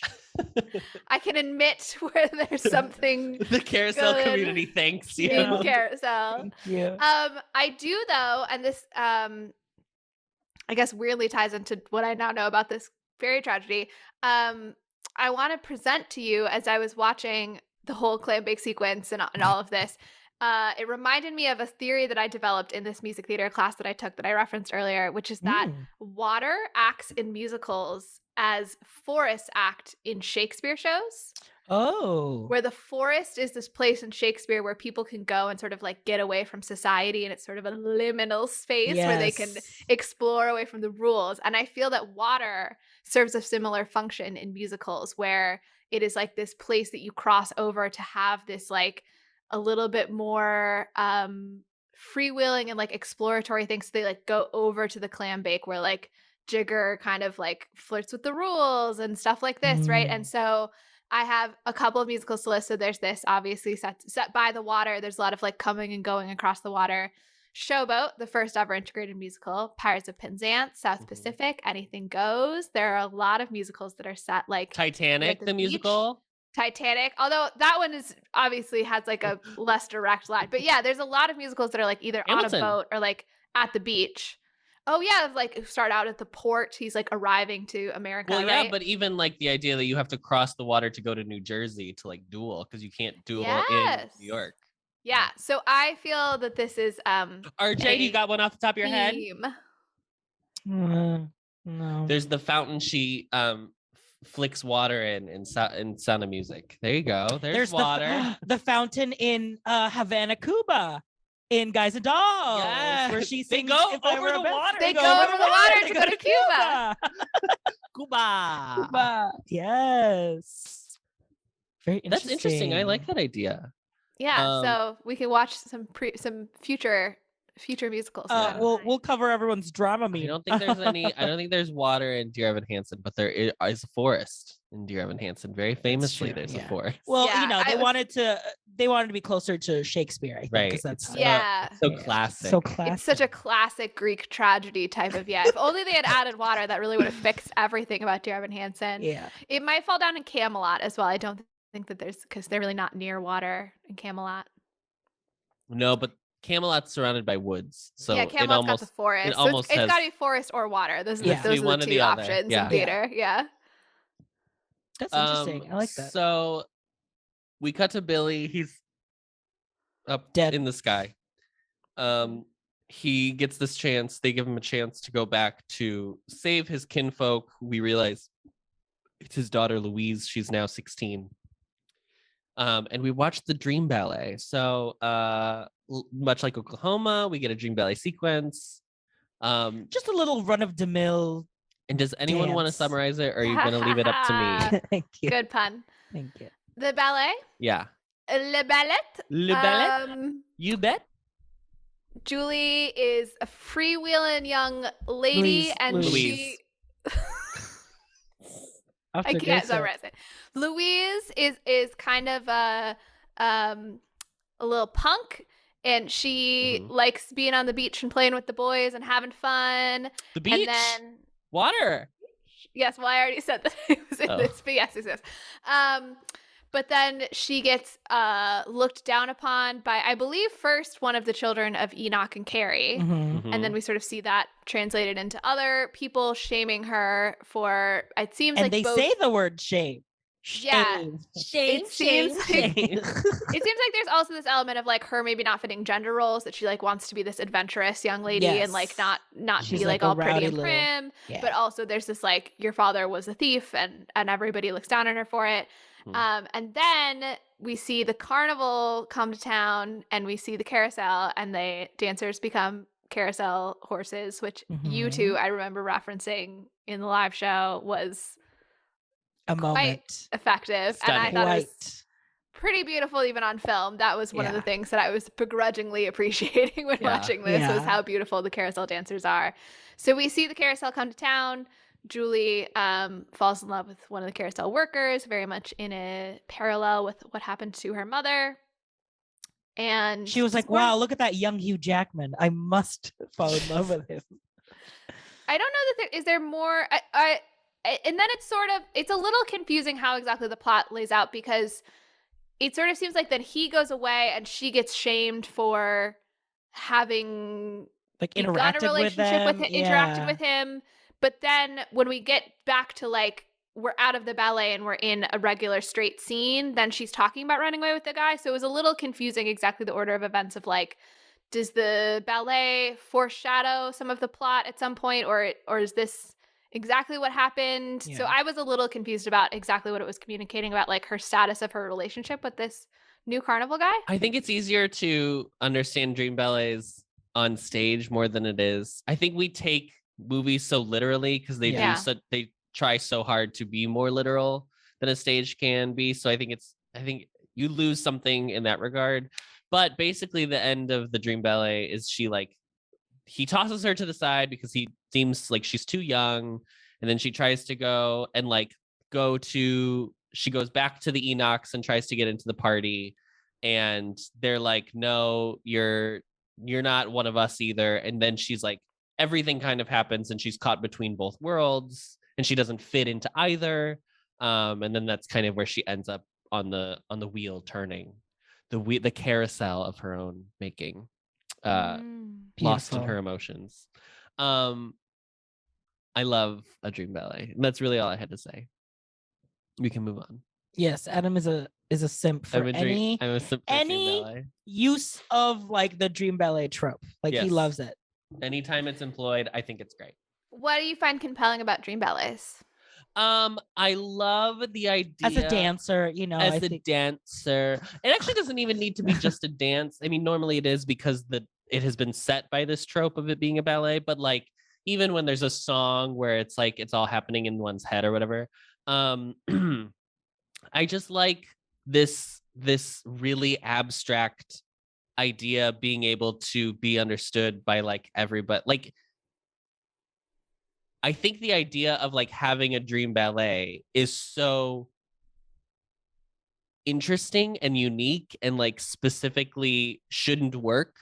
And the fact that it does work and works to oftentimes great effect, and when it's employed really well, I always just really applaud anyone who like tries to do it, because it's I think it's hard to do, and if it's done right, it's like really cool and helps the show progress, sometimes not necessarily faster, but like more interestingly than if we just sat through like 3 more talking and singing scenes. Like it's like another level of dynamism that theater is allowed to do that other art forms cannot do. Yeah. We really stopped doing dream ballets kind of quickly though, didn't we? Because I'm trying to think about like what's the latest musical that has Singing in the Rain has a dream ballet. West Side has a dream ballet. We definitely stopped putting them on film, like full actual dream ballets. But I think even in musicals, there are still like songs that are someone's dream is happening. Like even Young Frankenstein has a dream ballet sequence. It's not a ballet, but it's like a song that's happening in his head.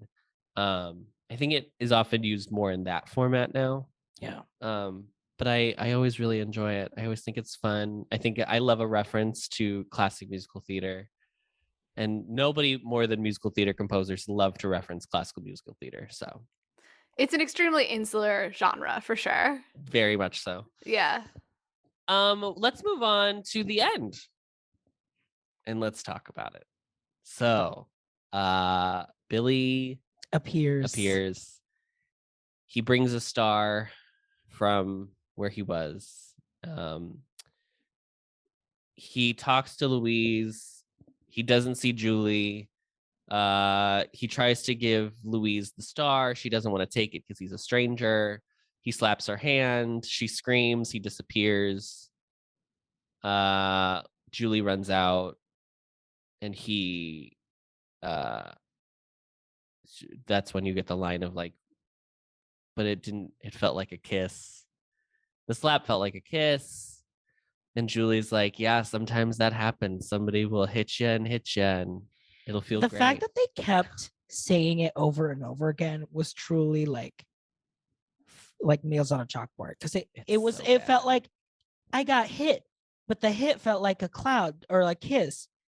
Isn't that crazy when being hit can feel like that? And Julie's like, yes, like a hit like that does feel like that when you get hit. I'm like, please stop saying the words. We got it. Yeah. We literally got it. But for some reason, they just like kept trying to like nail. I mean, even in the lines that you said from the original play, like it kept being kind of yeah. I would like to talk about some stage shows and how they tried to deal with the lines in more contemporary productions. So I read this article by Lori Weiner from 2018, which was as a new Broadway production. So this might have been the one that you saw at the Imperial Theater in Manhattan. Does that sound right? Sure. Okay. Was it Rodgers and Hammerstein's Carousel? Was that the title? Yes. Yep. That's what we saw. Oh, I guess I got what you're saying. I don't know. I don't remember from the article. There was a production done in 2018 where they cut those lines. So I don't know if you remember. I don't remember those lines. I don't remember, but okay. maybe that's why I didn't have like that feeling of like, oh, they didn't really. I don't know. Yeah. So they cut those lines, but Weiner, who's writing the article, argues that like it doesn't necessarily help that much because the love story is so interwoven with the music and it's so in the plot. And she contrasted it to a 1993 London National production, which then in 1994 came to Lincoln Center, which I guess was very popular, and that one really like leaned into the original source material and this like very unsettling version of a carnival, which is like the idea that like, especially at the turn of the century, like carnivals were a very seedy place to be. So that was really popular, and apparently, so she interviewed the director of that 1993 production for her article, and he said in retrospect he regrets not deleting the dialogue, but then she went back and watched an archival recording of it, and she was saying, I don't know if he forgot that he did this or if he felt like it just didn't make up for it, but he staged it so that Billy is on stage and he's like shaking his head while they say those lines, as if to say like Billy has learned that that's not right, and like somebody is commenting about the fact that like these lines are they think not that the truth. They think that that's right, or like they think that's yeah, I mean, I don't know how I feel. Okay, so I think that's an interesting choice. I like obviously having some sort of commentary, not letting the lines just live. I don't think just letting the lines live is the right choice, obviously.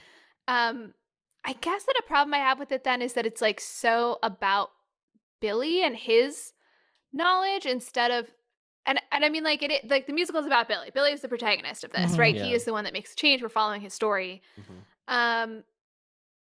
But I don't know how I feel about the idea that like, well, Julie and Louise will continue to have this really problematic idea of love, but like Billy learned his lesson, so that's what's important.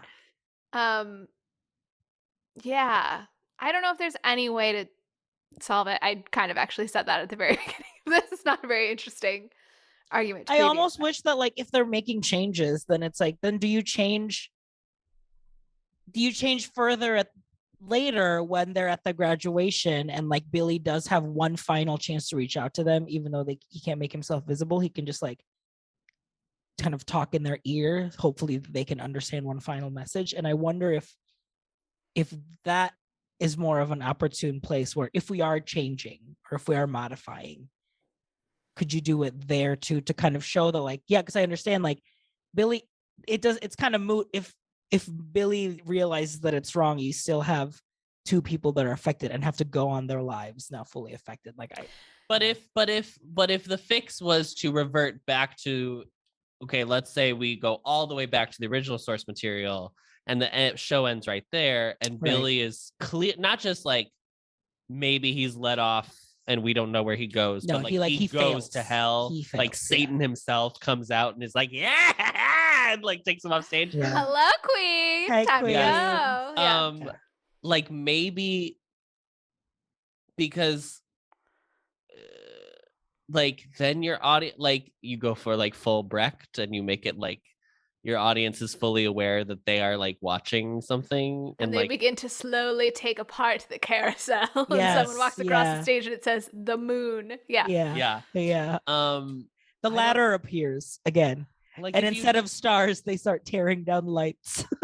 like it's hard because I think it would be more I like that Billy would go to hell. Yeah. Fine. I don't have a problem with that. It gives more of a Greek tragedy. But I also like in Carousel, I like that I don't like that Billy is like rewarded for like helping, but I do like that Louise like is given the moment to like be accepted, and like everyone sings together We'll Never Walk Alone, the reprise. Like I like that it does end with like them not being mired in tragedy. Yeah. I think there are actually two endings. So there's these lines, which as I said, I think are like the thesis of the show, but then Billy goes to the graduation and then he whispers to both Louise and to Julie. And his message to Louise is like, don't be held back by who your father was. Keep going and like make your own path, basically. That I think is great. I don't have any issue with that part of what the musical is saying. And then he tells Julie he loves her. But then he tells Julie he loves her. And that, Yeah. I mean, it's hard to be worse than the kiss hit lines, but like it's almost worse. It's up there, because what that tells us is that the central dramatic question of this piece was meant to be, but could he really love her if he hits her? And the answer is yes. Yeah. And that's what's important. Yeah. And it doesn't matter if you love her, Billy. Right. That's not what's important. So that I think is pretty, again, it seems pretty unsolvable. Yeah. Unless we do it, and then in that scene, he's like, Louise, make your own path. Julie, I am so sorry. I will escort myself to hell now. To hell, absolutely. Yeah. And that's when Satan appears. Played by RuPaul Charles. Yeah. If you can't hit yourself, how the hell are you going to hit somebody else? Can I get a nay man up in here? Now let the music play. To the moon. Everybody vote.org. To the moon. Vote.gov. Vote.gov. I want to take you away. That'll be our drag performance of Carousel when we renew our vows. Yeah. So I want to say I really liked Weiner's article up until the very end, at which point she talks about love and forgiveness. And then she invokes the Lin-Manuel Miranda use of love is love is love is love is love is love is love is love. The worst thing Lin-Manuel Miranda ever did was like say that quote. I shouldn't say that. It was very important for the moment and we were in culturally, but we need to stop referencing it as all. No, finish your thought. I don't know what's your issue with it. It just has I become. hate that it's just become like It's just a become like phrase, the and it doesn't generic mean phrase of like anything anymore. equality. Like I think the out of 90s context, said it. It yes. was so profound because we had just had is polls post. happen. Yeah, exactly. Yeah. And since then, all context has been removed, and it's just like corporations throwing on "love is love is love" onto like a Instagram post. It was horrific. a good moment that's been taken out of context and has lost its meaning. Gotcha. Yes. Okay, she uses this. She references it and then says, Hammerstein knew one form of love is forgiveness, and that forgiveness is hard and fraught and not without its cost. Some of us will weep. Some of us will weep at all of that too. That line is about LGBTQ equality and the fact that love between two people of the same gender is equally valid as people with different genders. And to somehow invoke it in a story about abuse is, to me, all kinds of problematic. I mean, it's very clear Weiner's not pro-abuse. I want to make that clear. But, like, I don't think saying, like, but this is a form of love. Again, I think that's the wrong message to take from this, everybody. Yeah, because Billy never seeks forgiveness, because I don't think he, you know what I mean? Like, he never admits fault. Does he ever admit that, like, yeah, what I do is bad? I think he knows it. He learns that lesson, but he just doesn't admit it to the person that he's doing all the violence to. And it ends up just being like, okay, if forgiveness is like what you want to do, then that still puts it on the quote unquote, like the victim to be like, I have to be okay with what happened to me and to forgive the person that did this to me, and not putting the responsibility to the person that was abusing, you know, like it still goes back to that. We prosecute, we like punish the people. We expect the victims to like, to be able to come off of it, but we never fully like, I don't know, like punish like behavior that started. And if he did learn it, it's within like 10 seconds before the musical ends, right? Because he's literally walking to hell. Or, we never see him like deal with it. Like he reacts negatively when Louise is frightened by the hit, but then immediately gets this reassurance of like, but it felt great when you did it. So like, we don't have any time to process him processing that what he's done is wrong. And like, what is wrong with his brain? Why does he hit Louise? That's also my question. She's totally freaked out by him, and then he hits her hand in response to her trying to run away. Because like, that can only be read to me as like a corrective gesture of like, no, that's not what you're supposed to do. Right. I don't want you to leave, so you can't. Like, what possible? It's not like there's like a reason. Yeah. That's like it's not like a misunderstood interaction or something. Yeah. Yeah. You're right. So I'll say one more thing, which is that I also read an article by Katie Donovan, which was making an argument that was interesting, that Carousel should be read as like a post-war musical in much the same way that Oklahoma is a during war musical of like rah rah hooray America. I saw this the too. Carousel is about like dealing with PTSD, and that Billy could be read as like a veteran surrogate, and like the men who would come home and have all these issues and whatever. And I think she made a good case, but fundamentally women's pain has been used as a metaphor for long enough. Yep. So I'm not interested in engaging with it fully. But Donovan, it was a good argument, and I won't use it to justify anyone ever staying in Carousel. I also saw, I mean, like, just being about the war itself in general, I think it's just like a very fascinating time that both Oklahoma and Carousel opened like in the middle of World War II. There was like, when I was researching it, when they were trying to find the cast for the original production in 45, they found the leads pretty easily, but they said they had a really hard time finding ensemble members because there were like so many men who were drafted and so many men had died that like they had this like dark joke of being like, just find me men who are alive. That's all I need. And it's like, yikes. I mean, it's just like a full-time we cannot understand currently. Yeah. It was during World War II, but it opened only 19 days before VE Day. Yeah. Which was why she was making this argument that even though it was like written in the context of the war, it was like mostly ran just post-war, which is a really interesting time to think about. Yeah, really sad. I certainly didn't try to promise anybody this would be a fun episode in any way. I also, I'm not going to move on. Just Yeah. really quick, I want to say overall, I don't think this movie is that great. I think the direction is pretty bad, to be honest. I think there are a Yeah. lot of static frame shots that like don't move for like minutes at a time. Yeah. There's just like long sequences that like the pacing is There's really no movement. bad. Yeah. Have the only plus side like I will give this movie is like when they're on location and they're like in Maine, it's so beautiful. Like when they're on the boats and like when they're on the beaches, I'm like, oh my God. Like I've never been to Maine. It looks idyllic. That's all. That's all I really wanted to say about the movie itself as like a piece of media. Yeah, the setting is really, really pretty. It's very Yeah. New England. It's very New England.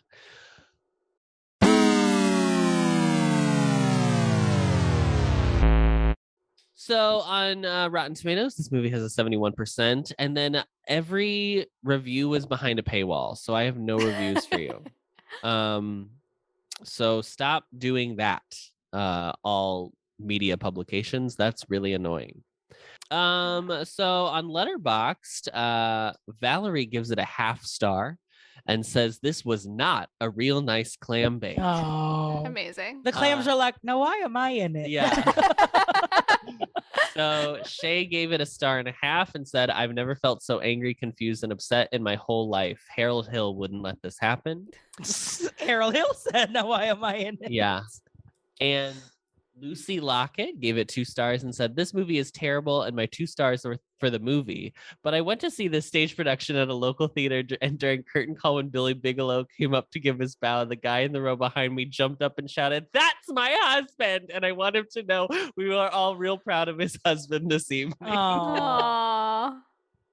That's such a stupid review. It's so good. So disconnected from anything that was in the movie. I mean, literally, which is like that's how you you have to experience this movie, disconnected to whatever it's. I don't think you have to experience this movie, but if you do, you need to experience it in a way where you are the only thing I would say is like the only reason I would say it's good to watch is if you head in with the knowledge of like all the problems with it, so you can look at it from a critical lens. So after listening to this, you are fully equipped to understand what's critical enough. Yeah. I don't think, but I agree with you, Adam. I don't think it's a great movie. I don't think it's a good enough movie to justify. I don't either. Yeah. To be honest. You know. I think the performances are pretty good and pretty solid throughout it. I just think as like a piece, I thought the direction was pretty bad. So I was like, meh. Just listen to the album. Just listen to the album, guys. With a critical lens. Yeah. With a critical lens. The closer has come up with a better plot to go with the title Carousel, because I think Carousel is a good title for a musical, but everything in it is garbage. Well, my mom famously loves carousel horses. She actually collected like little figurines of carousel horses for a very long time. I don't think she does. I don't think she has them anymore, but she did for a very long time. When I was watching this movie and thinking about this story, I was reminded of the fact that almost all media in which carnies, quote unquote, are part of the story, they are not good characters. Yeah. And I would like to see like a positive retelling. As someone who literally was a carny at Walt Disney World, I would like to see someone be like, they're not all bad. Yeah. Not all carnies. They did that. It's The Greatest Showman. I never really thought of you as a carny when you worked at Disney, but I guess technically. I mean, literally. I mean, we all made jokes about it backstage that we were like, we're just barkers. We're just glorified carnies. We're clean carnies. Yeah. Come on, step right up. Ride the fastest ride in Epcot. The test track. You can go 67 miles an hour. Yep, step right up. Great. No, I have no plot. I don't want to talk about this musical ever again.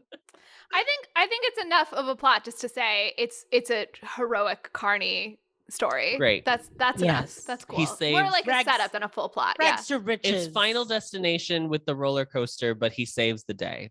The heroic carny. Wow, I've done it. Amazing. I want like a Toy Story / Cats, where the figurines in the carousel come to life at night, and we like learn about their intricate society that those horses, etc., have with each other. Mostly because the only good part is when the dancers become the carousel horses. So I just want I want to expand on that and just make it a fun little romp where we learn in an episodic manner about all of their little lives. The plot is Adam and RJ's wedding because we use the music from Carousel. Yeah, our vow renewal will be the new musical called Carousel. If you include a single snippet from Carousel in your vow renewal, I will not come. Well, it'll be on Who Zoom. said we're renewing vows? You'll have the link, so feel free to tune in. Zoom. It'll be a Zoom vow renewal. Oh, thrilling. Because I can't get rid of this touch up my appearance filter. Yeah, honey. I have It's pictures. doing me wonders. Absolutely. And of course, we all loved all the Zoom weddings we went to. They were all so fantastic. We just want more of that in our lives, please. Less in-person communication for sure is the way to go. Well, RJ? That was it, our vow renewal. Gotcha. The other option I was thinking, like, carousel horses made me think of Glass Menagerie. I think those are just horses, right? I don't think it was like specifically carousel horses. no, yeah, they're all kinds of animals. They're all they're it's not just menagerie. Yeah. A menagerie kind of implies that it's different like a kinds zoo. of animals. Oh, I just assumed like the menagerie was like a The case of yes, like like a collection of glass. Menagerie is just a 30s slang for vagina. Listen, let's watch that musical. Okay. You want women empowerment? Show me the Glass Menagerie. I want to say sorry to my mom that I feel like I really try hard not to swear very much in this podcast, and I've really fallen down on the job because I'm so upset at this. It really gives new meaning to the term shatter the glass ceiling. You know what I mean? It really does. And on that note, I don't have anything more to say. Glass Menagerie, Glass Menagerie the musical. Absolutely. But Carousel. But called Carousel. Love it. Everything about it is perfect. Yeah. No notes. No in notes. fact. No notes. Easily adaptable. Just put the words to rhythm, honestly. And there's nothing more to say. I have nothing to sing. I think we've done all the songs we need to do, and we don't need to uplift them any further. This was a real nice clam bake. We have attended a clam bake. There were clams and they were fresh, but now they are cooked because it was a real nice clam bake. There's a musical called, I think I've talked about it before. There's a musical called Musical of Musicals, the Musical. Have I talked about this? No. Okay. There's a musical called There's the Musical of Musicals, the Musical. And in it, the same plot is told 5 different ways as through the lens of a different composer or composer team. So it's done Rodgers and Hammerstein, they do Jerry Herman, they do Kander and Ebb, they do Sondheim, and they do Andrew Lloyd Webber. In the Rodgers and Hammerstein one, there are 4 characters: an ingenue, a romantic lead, a villain, and an older female character actress. And they parody like a bunch of like all of the like Rodgers and Hammerstein stuff. And there's the song that was delicious clam dip. Eating it made us glad. It may have been minced, but we're convinced that some of them clams were bad. And then there's a part where he goes, remember when we opened up the corn chip bag and poured them all into a bowl? This is it. I swear to God, and then we'll end the episode. And then she goes, I'd like to say a word for guacamole. It's so good. It's so good. We had to end on a happy note. Goodbye. Bye. Thank you for listening to the best revival of a podcast, Showgays. You can find us on social media. Adam is at Adam Noecker on Twitter. RJ is at RJ Food Rocks on Instagram. And Molly is at Molly Matiny on Instagram. This episode was edited and mixed by Adam Noecker. This has been an Ampliverse production. You can find our show page and more information at theampliverse.com. If you'd like to send us your own takes on the movie we just watched, reach out to us via email and we might read it aloud on the show. Our email is showgaysmoviemusical@gmail.com. Don't forget to follow us on Apple Podcasts or wherever you find your podcasts. And as always, rate, review, and subscribe to help others find the show. And now, as always, the show must go on, so stick around to hear what we're going to be watching next episode. Hello, gorgeous. Who is the pip with Columbia Pictures is proud to present Barbra Streisand Yeah? You're going to be a big star someday, Miss... Bryce, Fanny Bryce. I'd rather be in her Academy Award-winning film debut. The whole world will look at me and be stunned. even Jake the plumber. He Fully restored to its original roadshow presentation. You mean I'm hired? I'm a Ziegfeld girl. That's exactly what you are. I'm a Ziegfeld girl. You planning to make advances? And finally back on the big screen. very special. Presented in dye transfer Technicolor and 6-channel digital sound. The luckiest people in the world. Look, why don't we get married? Lady, that's me. To put a beautiful wedding gown on a girl that's in the family way. Who would think of such a thing? Only one person I know. I can make 'em cry. From legendary producer Ray Stark and 4-time Oscar-winning director William Wyler. Wait a minute, wait a minute. No, it's all right. I'm one of the 8 beautiful girls, 8. Well, the makeup helps a lot. Ready for me. Barbra Streisand, Omar Sharif, Anne Francis, Kay Medford, and Walter Pidgeon. Yes, come here, rain and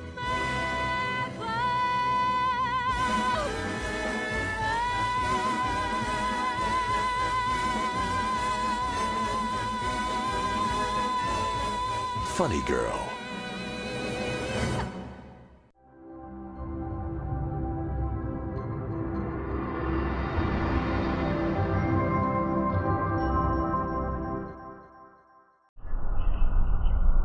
Discovering voices, building worlds.